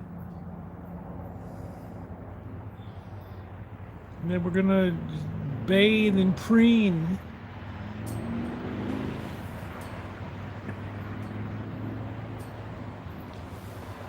Oh, brother. Yeah, we'll get it set. She'll have it pro set tomorrow night.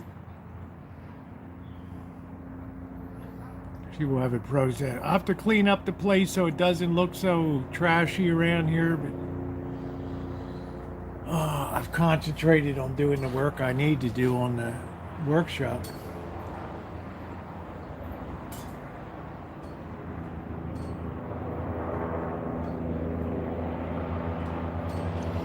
Yeah, these don't close with enough force to do any harm. They're not spring-loaded.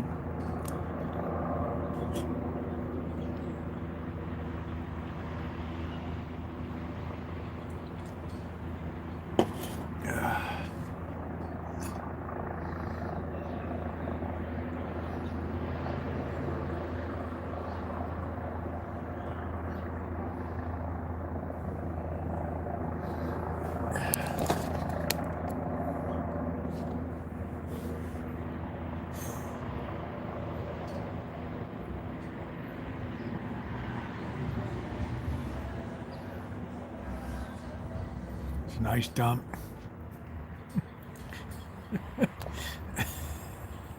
Hey Victor, how are you?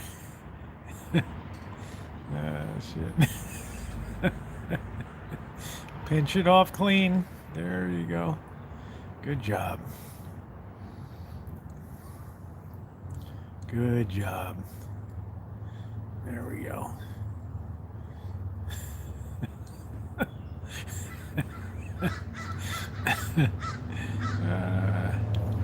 Smell it, make sure it's good, make sure it meets the standard. There you go. Fine job. Sniff it again, cover it up. Yeah, just like that. There we go. Do a nice job covering it.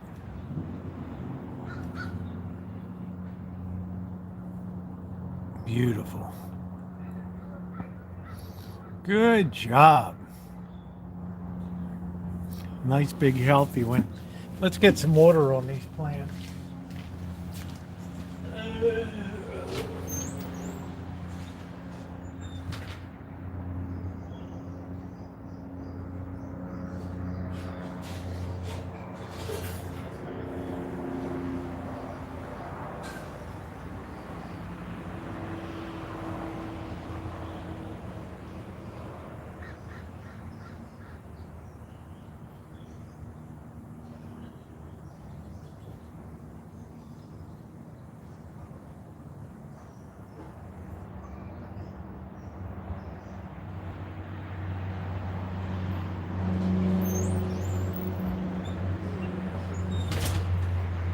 That was a good one. That was a nice big one there, Shadow.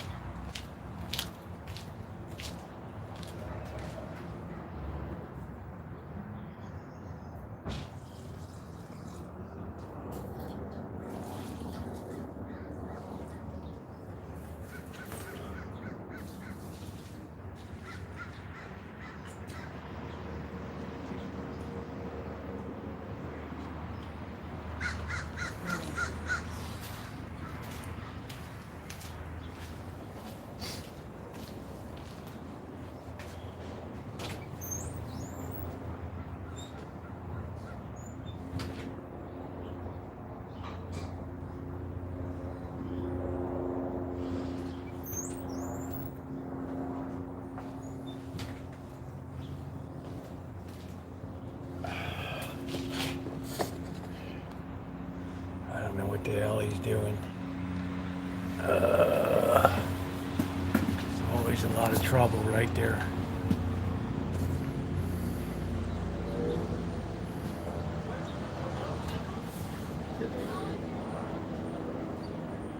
Big trouble. So we'll clean up the deck a little more so tomorrow so we don't look so slobbish. This doesn't exactly set the right mood here. But what are you gonna do? Whole thing's falling apart. Oh.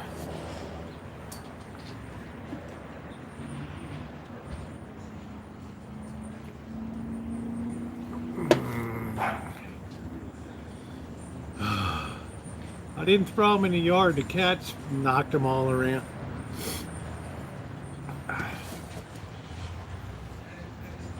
They were playing soccer.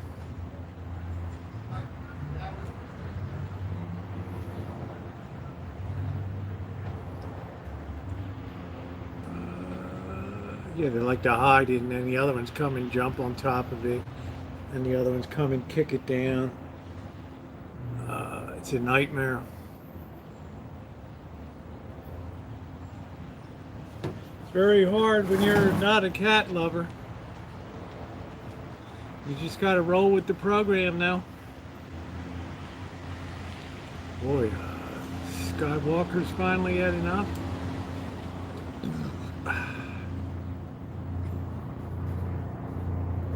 Yeah, Shadow's gonna be a big, big cat.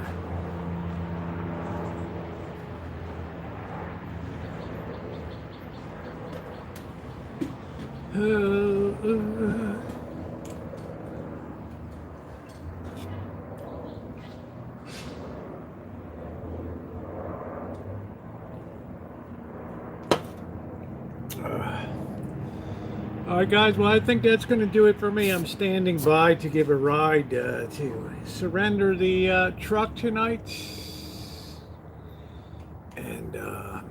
gonna take it easy for a bit. Say thank you all for being here tonight. If you did not hit the thumbs up button, please do so. It's a whole new world tomorrow. We're going to be out here with the trap, and I don't know what time the festivities are going to begin. I'm just the apprentice in this operation. We got the pro coming in tomorrow night. So we will see what time that's going to be. Hopefully they'll be trapped and out within a matter of minutes. And that'll be it. So thank you, everybody. If you haven't hit the thumbs up button, please take a second to do so. And have a wonderful night, everybody. Much appreciated. Thank you, moderators.